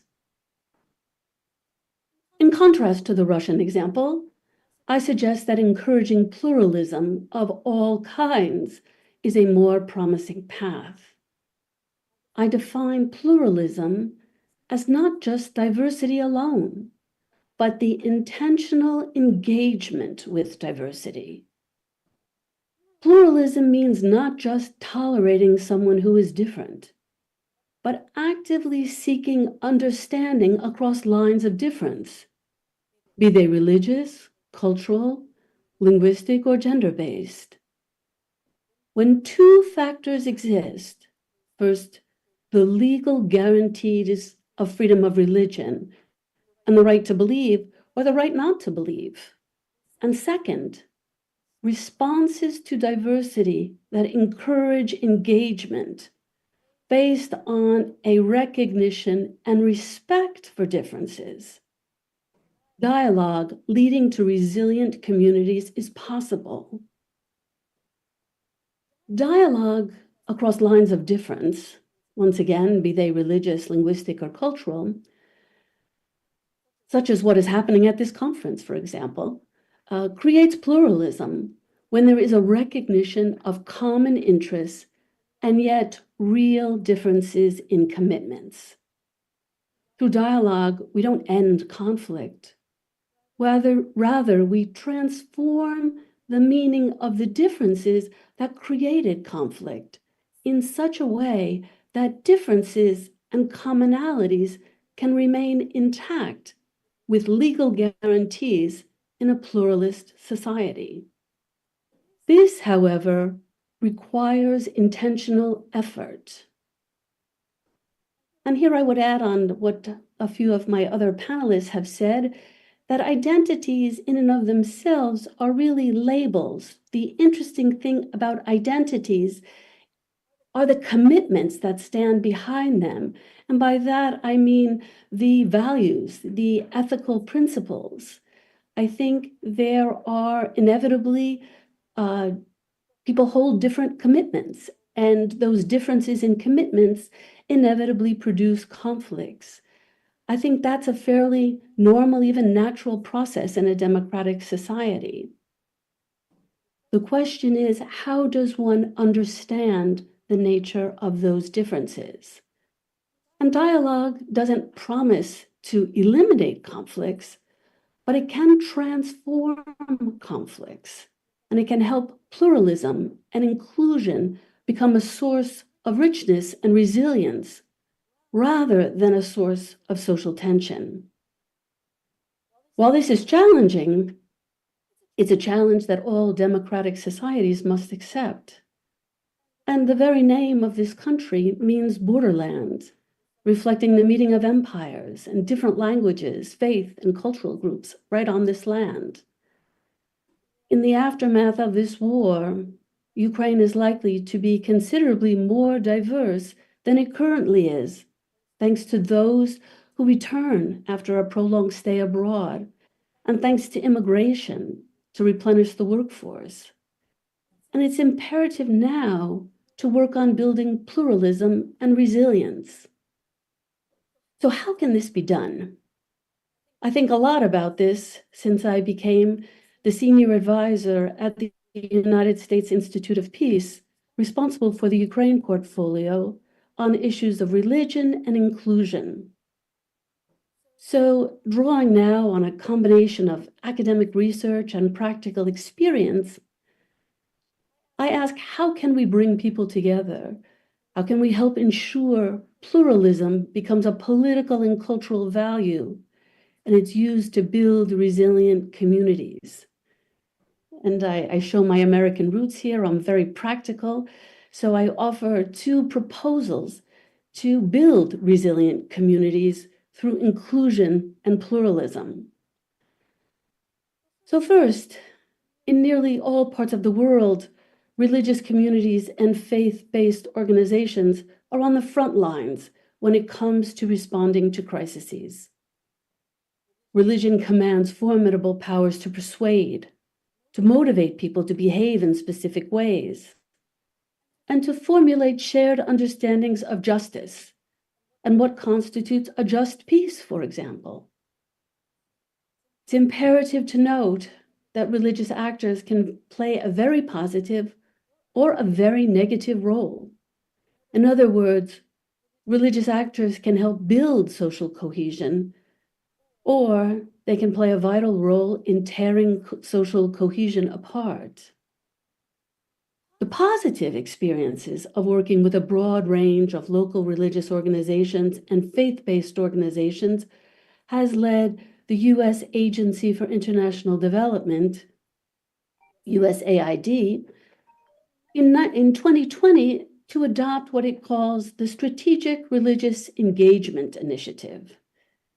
This is a new strategy the agency pursues to deliver humanitarian, development, and peacekeeping aid by partnering with local faith-based organizations and religious actors in recognition of the significant impacts they have had on social cohesion and inclusivity.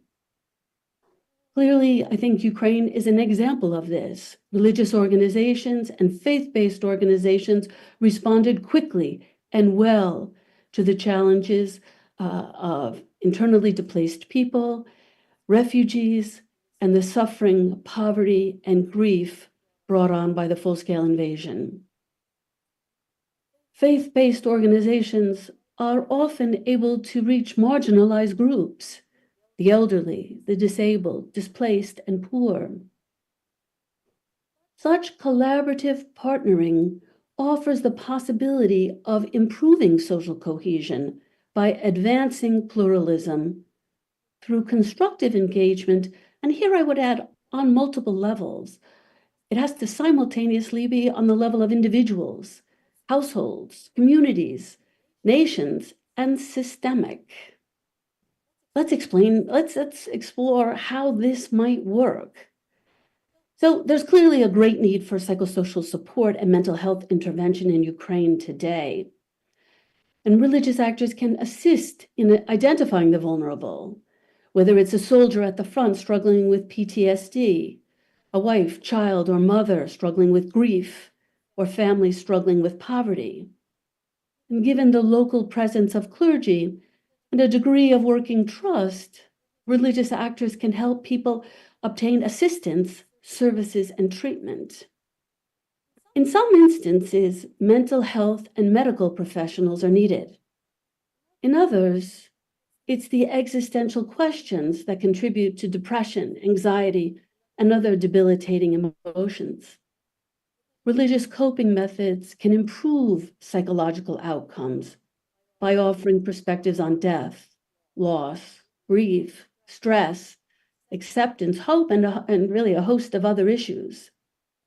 Clearly, there is some overlap, but let me be clear. I think clergy should be clergy, and mental health professionals should diagnose and assist in mental health treatment. But often we need a bridge to connect them because people need both. So the purpose of inclusive strategic engagement is to more fully and effectively address human needs.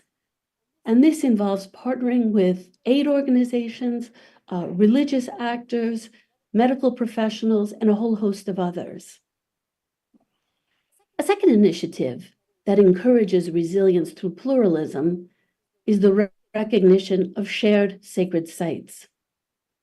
In a great many instances, a site will be recognized as sacred and meaningful to multiple faith groups. And this might be especially true in Ukraine. The efforts needed to find a mechanism whereby these sites can be shared can be great.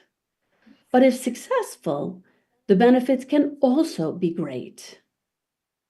Inevitably, there's opposition to sharing sacred sites.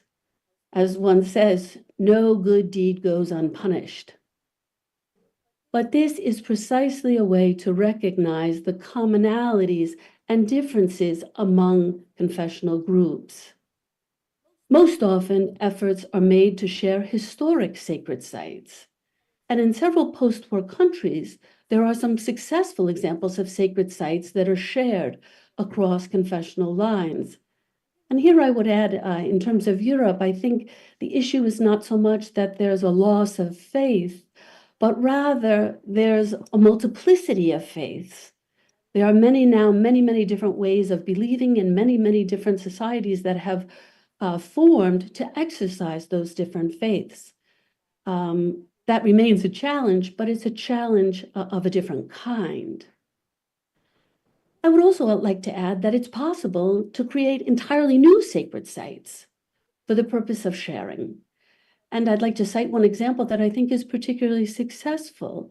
In the United Arab Emirates, the Abrahamic Family House opened in Abu Dhabi just last year in spring 2023, as Ramadan, Passover, and Easter all coincided. This site features a common entrance to a park-like setting where a mosque, synagogue, and church stand side by side, along with a forum where all can meet.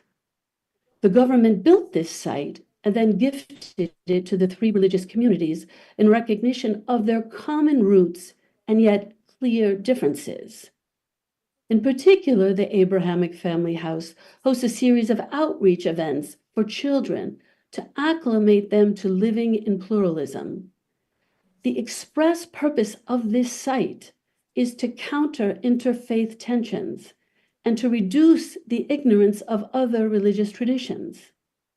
The motto of the Abrahamic Family House is different in our faiths, common in our humanity, together in peace. I think this is a particularly successful attempt to integrate a recently created shared site into not just the national, but the regional landscape, and it's proof that it can be done. So just to sum up, one of the most promising paths to creating resilience is by encouraging inclusive, pluralist communities. Concerning religious and faith-based organizations, this means recognizing and respecting the differences that exist among different confessional groups, while nonetheless noting their commonalities as well, and allowing both to inform a commitment to actively work together to help all Ukrainians thrive in spite of this horrific war. Thank you to my esteemed colleagues on this panel and to you, the audience, for your attention. Щиро дякуємо. Thank you very much, Dr. Warner, for your speech and for raising a very complicated question, which doesn't have a simple answer. The question of how pluralism can be the source of resilience instead of tension. And we started a bit later, well, like 15 minutes later, so we will have some 10 to 12 minutes for Q&A. So I would like to ask our audience to prepare their questions, and meanwhile, I will like to catch that idea I heard in Dr. Warner's speech and also in others' speeches. We understand that our resilience depends on national unity, and Father mentioned the importance of developing common vocabulary at the national level, and Joseph spoke about identity, civilizational identity, Ukrainian identity in general. And I would like to ask you a question. Where do we risk to have the biggest divisions after the war is over? And how do we bridge these gaps? I'll be the first to answer. I think that the biggest division is the resentment. I'm afraid that we are very strong on this track, and I don't think there is anything more toxic in the politics of the democratic processes as the politics of resentment. This offense, which is inside, it can be inherited and it has been transmitted through culture, and it can live for a very long time.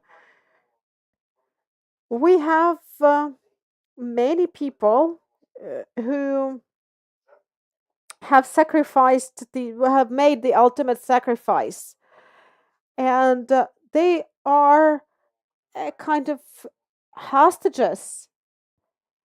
They don't know whether they will ever be able to leave the armed forces.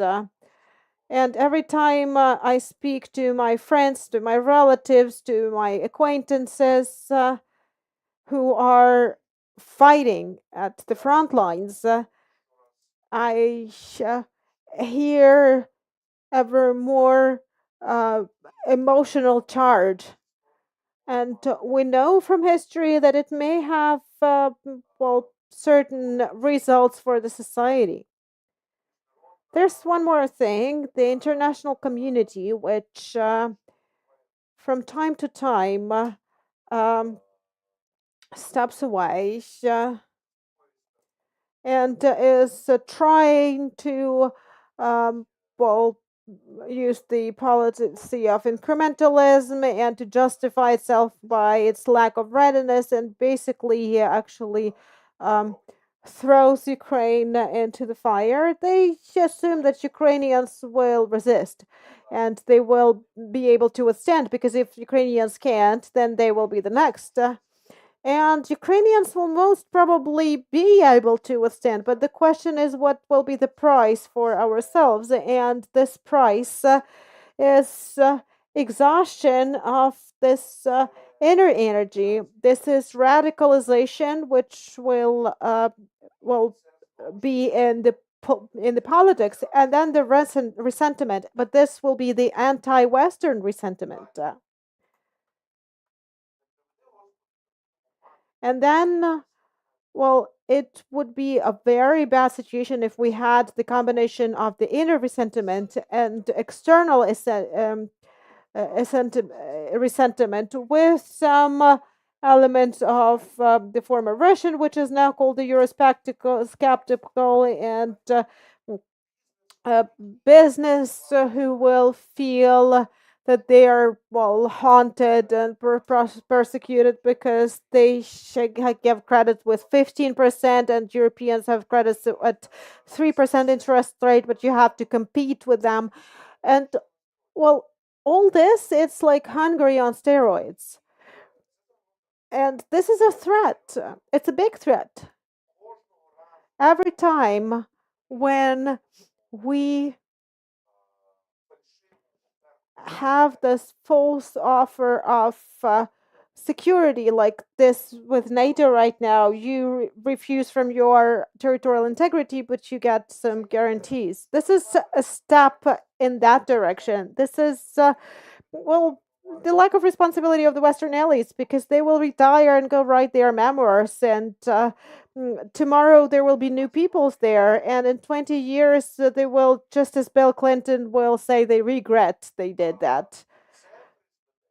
But that will lead to the appearance of completely new offers in terms of security inside the country, including the voices we can already hear, like let us restore nuclear weapons. And I would like to remind you that nuclear weapons is a factor which will restrict social transformation very much. One of the reasons why Ukraine managed to transform a lot in these 30 years and Russia didn't was because Ukraine didn't have the nuclear weapons and Russia did. Because you can hide behind this nuclear weapon and not do anything.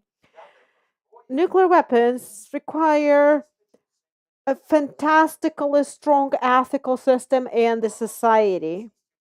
And the strength of this system is not proven in Ukraine. And in fact, in conditions where we cannot deal with much easier challenges like toxicity of our own seemingly service but Leviathan institutions, which are trying to have the hegemony over the society, this is a very alarming sign. Father Andriy, how religion, how churches can respond to this threat, because this is this ideal storm Yevhen described. I think I should add that to what Yevhen has described, but there's also this level of everyday life and regular people. And at this level, we will feel this difference between having participated in hostilities or not, having lost or having not lost. It will be converted into the language we will be using it in our everyday life. And this will be another dimension where we will have space for the religious component, because this is where we can actually help change the discourse through articulating certain values, but also more than articulating the values, which can actually help fix broken ties, is what I mentioned. The community should have this feeling of empathy, which should transform into active empathy, that is compassion. So ears that can listen and hear, that is one of the most demanded jobs in the post-war societies. But I should also add, and that was Professor mentioned that in her speech, there's a very important thing. When we think about the post-war condition, the situation after the war, we don't know what will happen there. This is a modeling based on the previous experience. We don't know what will be, what our post-war will look like. So this is well, but we will definitely need this language, and this language will definitely show this resentment. But religion can listen and can give a person the gift of ears, so where the person will be will feel that they're heard. I can agree with Father Andriy, because I also wouldn't want to look behind that point, which is the end of the war, because I don't see it. I don't see how this war can be ended. And what is important for us is what this forum is about, this resilience, the ability to withstand. We have to live through this war. And of course, we hope that we will prevail in the end. But it will be a very difficult path and a controversial one, with great um, turmoils. And we have to understand this. And to what Yevhen mentioned, Yes, we expect more support from our allies, but let us follow the principle that nobody owes us anything. Let's do everything ourselves. Let's produce weapons ourselves. Let's bring up our children, explaining that they will have to serve in the army when they grow up, both girls and boys. We have to rebuild the whole society because we live, as Catherine said, at a frontier that's.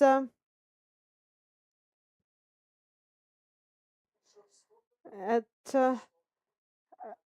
at this border with a very cruel empire. It's a different civilization with different values, rather anti-values. And we are here at this border, at this frontier, and all these challenges stand in front of us, and we are facing them. We cannot expect a quick victory, so we have to become stronger and stronger and stronger. And this is not only about the army and about weapons, it's about all aspects of our life, about education, about culture, and everything else. This is our fate. We have to become a military state, which will be here at this frontier of the European civilization and defend it from the others. And then our group of 1st December formulated an important principle back at the beginning of war. So when moving towards victory, we should not turn into Russians ourselves.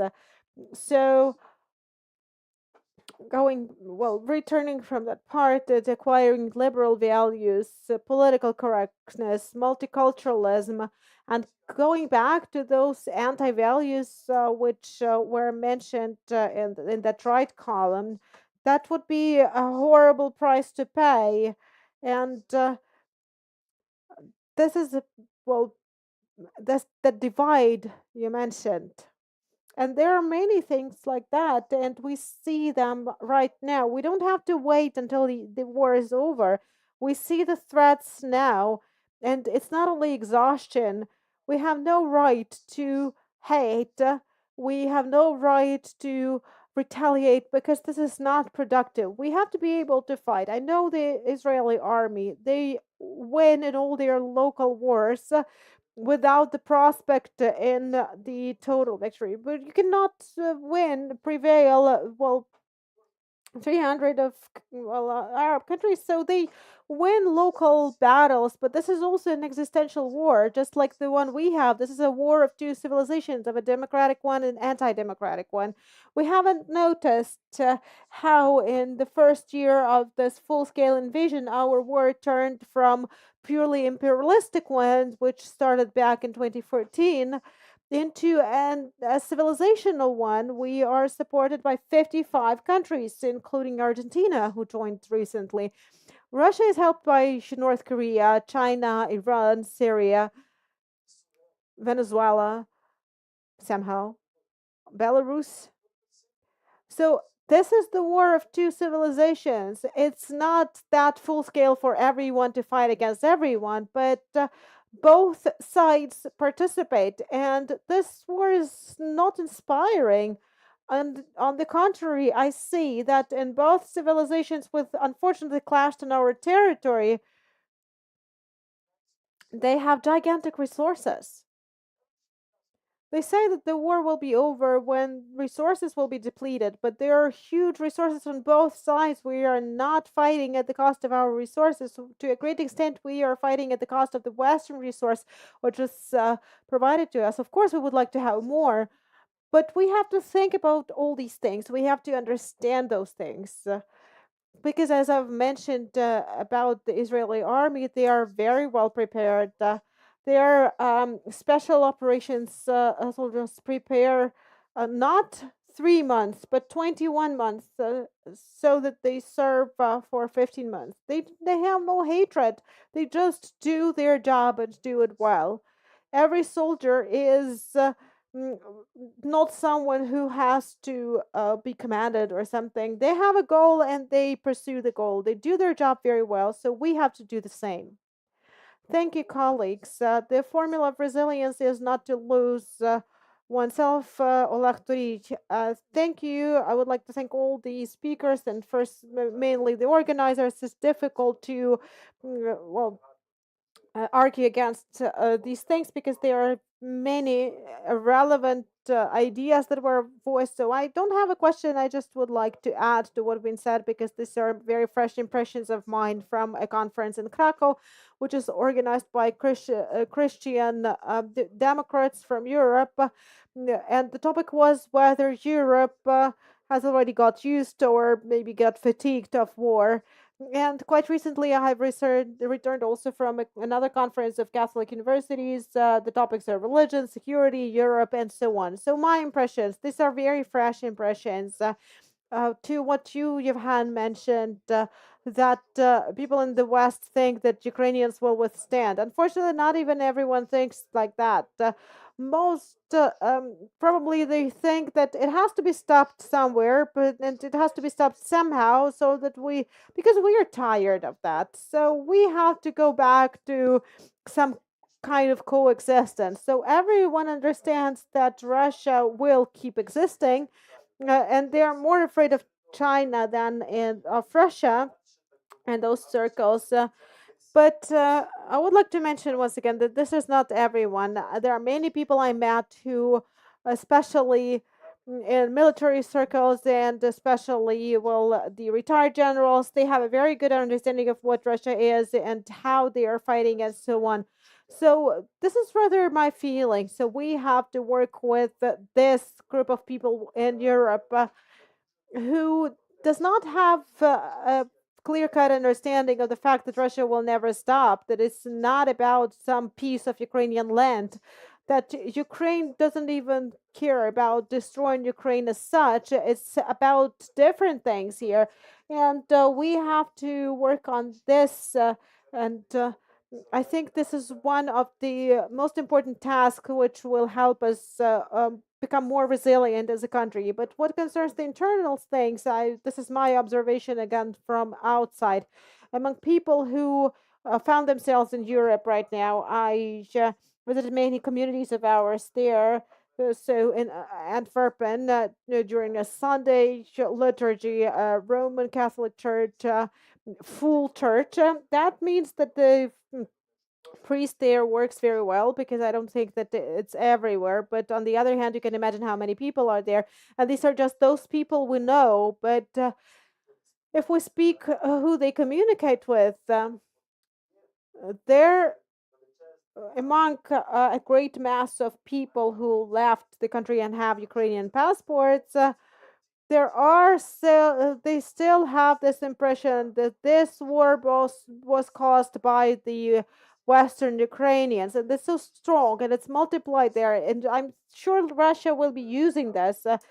So we were talking about people returning home with new experience. I'm more afraid of them coming back with their conserved post-Soviet pro-Russian experience, even despite the fact that they have seen what is happening in the West. The reasons for thinking that way is that I know some Russian-speaking Germans who have been living in Germany for decades, and they still watch Russia today, and they still think in those stereotypes. So we need to work with these people as well. I would like to ask several questions in response to what you said. The Ukrainian middle class was bringing up children for export for many years. Education abroad with potential life abroad was considered as a way to escape from the post-Soviet trauma, which to a certain extent reflected the lack of parents' hope that something will change here, and the hope that the open world will help them thrive. Without the change of the ethical system, it will not be possible to overcome. Without the change of the ethical system, I can provide you another example. I now have been looking into the demographics.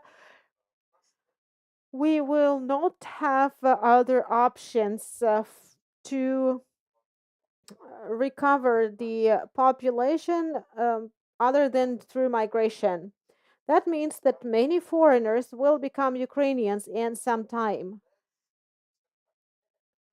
with the inefficient ethical system, we will not be able to offer these people something attractive. And what is more, well, if we don't create a more effective ethical system, we will have the worst scenario when people from poorer countries come to um, well wealthier countries. It's important for us to have people from various countries, various cultures, from various levels of wealth, so that we continue being a country offering opportunities inside and outside, a country of freedom, a country of chances. But it would not be possible without reconsidering what we believe right and what we believe wrong. And the thing which scares me a lot is that we confuse faith and tradition. If we have a look at how Christian movement in Ukraine is communicated, it is communicated as a traditionalist movement. And we make several assumptions. It's only a conservative person who can be a Christian. That's an awful assumption. This is the reduction of faith to an ideological platform. The second thing is that we, in these circumstances, do not give any opportunities to show openness to any community or to any environment. And then it will mean, paraphrasing the title of our conference, that this is a unity of reduced communities. And in that sense, and I think Father knows this, that in this sense, people in the army are very different. They have different needs, they have different demands. And the notion of morality requires a very significant reconsideration. And this is what I hear from my friends who are chaplains at the front lines, from Father Serhiy Dmitriev and many other people who are there every day. So we have to reconsider this. And what scares me is that there is no tool to shape this ethics. So it should be a number of conferences, a series of researches.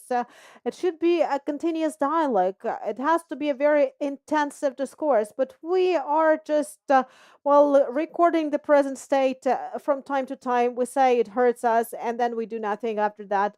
So it seems to me that this is a cry of despair, because either we gather, and as Joseph mentioned, we will be able to create a system that will defend itself, that will fight, and that will be responsible, or we reduce ourselves to the state where at some point the exchange of Lviv Oblast joining the NATO in exchange to the rest territory of Ukraine will look like a great suggestion. As far as I understand, considering what I do, I don't see the creation of an ethical system or its acquisition of the existing ethical system and its adoption by our society. Any ethical systems we know were created for thousands or hundreds of years. Even the Protestant system, they started being shaped in the 16th century, so this is like 500 years already. So I would like to draw your attention to different aspect. So we're used to, speaking that to ethics in countries we live in, Christian ethics is brought up through religion. And Johan mentioned that it looks very conservative. But how are people brought up in secular or Protestant environment? I've mentioned that that's Norway, Sweden, Finland, Denmark, Germany, and other countries. They only have 10% of faithful. Well, how do they bring up people there if the majority of people are secular? In the 500 years, they have found a recipe for that. So we cannot just transplant it here because this is a different ground. But what do? They have cumulative upbringing, and the child is brought up with very simple slogan, which they hear from the parents, from the schools, from mass media, from neighbors, from the state, from everyone. And it's very simple. It's very pragmatic because Northern Europe is very pragmatic. It's good to be honest. And that's it. For 500 years, they have been bringing up their children this way. It's good to be honest. When you're honest, then everybody else is honest towards you. This is what we say. Don't do to the others what you wouldn't like to be done to you. And in secular world, it works. These are nations which have achieved the top indicators in many aspects. But we cannot transplant these things. We have to follow our own path. We can't just cross out everything we have achieved by now, be those Christian ones or the others, and say, let us take this Protestant model. It will not work that way. All ethical systems are evolutionary systems. We have to wrap up, but we cannot finish without a question from students. So one more question. Thank you for very interesting presentations. And my question is quite practical. So how do communities preserve resilience and unity in times when social and political differences divide them? Well, what kind of communities? Well, we are speaking about resilience of communities in general. So, how do they actually preserve their unity and their resilience when they have some divisions? Well, to be more specific, it's like Joseph mentioned that he is dissident and a physicist. And first of all, we can speak here about the national aspect. And it would also be interesting to hear Catherine's opinion. So let me answer very quickly. So this is a community, not an imaginary social construct. It has specific criteria. Resilience is not a static parameter, and this is one of the first methodological mistakes. Resilience, this is the formative relations with the context. The context is changing, and resilience of context, this is the memory about the mission, this is the values based on which it works, then this is the experience which is comprehended, and the language we are using to describe this experience, and then also the empathy which lets people stay together. So these 5 things can help in the context of transformations to preserve the identity of the community. And I will probably look at it from a different angle again, because preserving resilience means that we have to achieve this resilience first. We said that we have certain resilience at this stage of our development. We have the resilience due to which we are fighting for 2.5 years against the Russian army. So we already have enough strength. We didn't have strength like that in 1991. We wouldn't be able to stop them then, but we still don't have enough powers to prevail over them. And the resilience we have, it's developing. It's on its way, but it's developing not because somebody gives the order to do so from the government or from the civil society where there are no bosses at all. But it's a problem of time. Resilience will depend on how much time we have to build it. And resilience is needed to have this time to achieve this resilience. Resilience is like programming, like we are programming the phone, so we are programming people. If it's in there, if it's already pre-programmed, it's there, but you need dozens and hundreds of years to develop it. Ukrainian civilization, if I may call it that way, has very great adaptive potential. For 400 years, we have been adapting to various empires, Eastern and Western ones. We had to survive in this hell we lived through during these 400 years. Did we survive? Yes, we did. But this adaptive potential sometimes works against us. Because those who are waiting for Russia, they know they will survive there. They will adapt to their conditions as well. I don't know how many people like that are here, but we still have them. We have not gotten rid of them yet. So resilience is necessary. We have it. It is developing, and there is no end to that. But we need to have more and more of it. But what concerns consensus, consensus is the end of resilience creation. Then we get to the Plato stage, and it may, well, take a lot of time actually.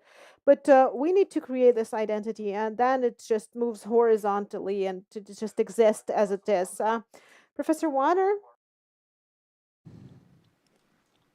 I would just say that I think I'm a little bit more optimistic than all of you. Thank you. I notice, I see quite a bit of consensus in Ukraine, and I see quite a bit of consensus over time. I can only think of certainly the Orange Revolution and Maidan and other things that occurred before it. I think that there's enormous consensus in the reaction to this war. You have almost a total civilian mobilization, which is remarkable. And I think that speaks volumes about the commonality in the commitments that Ukrainians have. Of course, there are differences. There should be differences. If people are free to think and believe and act as they would like, there are going to be differences. And sometimes those differences will create conflicts. As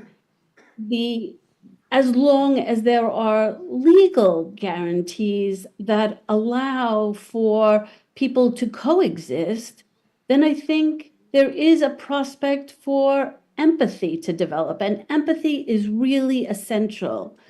Otec Andriy is exactly correct here. It's the empathy that allows people to understand the differences between them and to accept those differences and to live with them. I think I do believe that this war is not going to end in a classic way. It will. When I look very often to the Korean War, which has never formally ended, rather it resulted in a highly border separating North and South Korea. And I think this is probably the likely outcome of this war. Active combat will hopefully end soon, but the tensions will be transformed in other ways, hopefully in ways that make it a little easier for people to breathe and live. But I think it'll be quite some time before we have something that can genuinely be called peace. In spite of that, I think as long as there is both a recognition of the commitment to living in a society like Ukraine, and a commitment to living with people thinking, acting, believing differently, overall, I am, as I have always been, rather optimistic for Ukraine.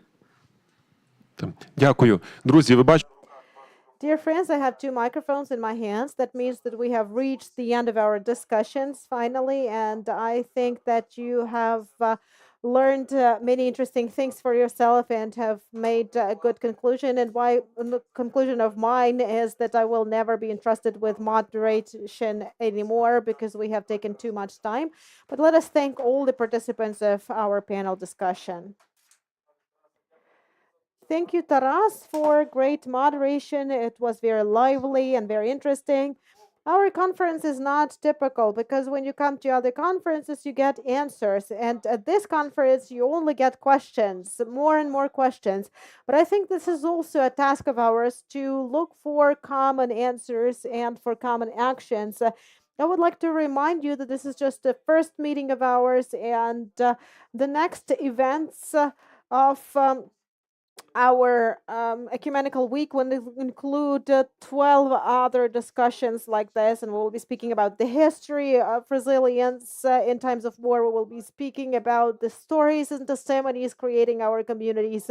Well, these will be the stories that will be passed down from generation to generation. We will be discussing how to store them and pass on. We will be speaking about the reintegration of communities and combatants. We will be speaking to the leaders of communities who have already developed certain mechanisms of how communities will be dealing with the combatants and how the combatants can reintegrate into their communities after the war. We'll have a very interesting panel in the walls of the National Lviv Polytechnic University, where we will be speaking about Ukrainian communities abroad and about resilience and growth and development. And we will also be speaking about the relations between the church and the state, and speaking about the specifics of approach of the Orthodox Catholics and Protestants, and how to find an optimum model for Ukraine. So thank you all very much once again to those who were with us online and on site. And I would like to remind you that the link you used today will be available to you during the next days of our discussion. Thank you. Have a peaceful evening. Glory to Jesus Christ.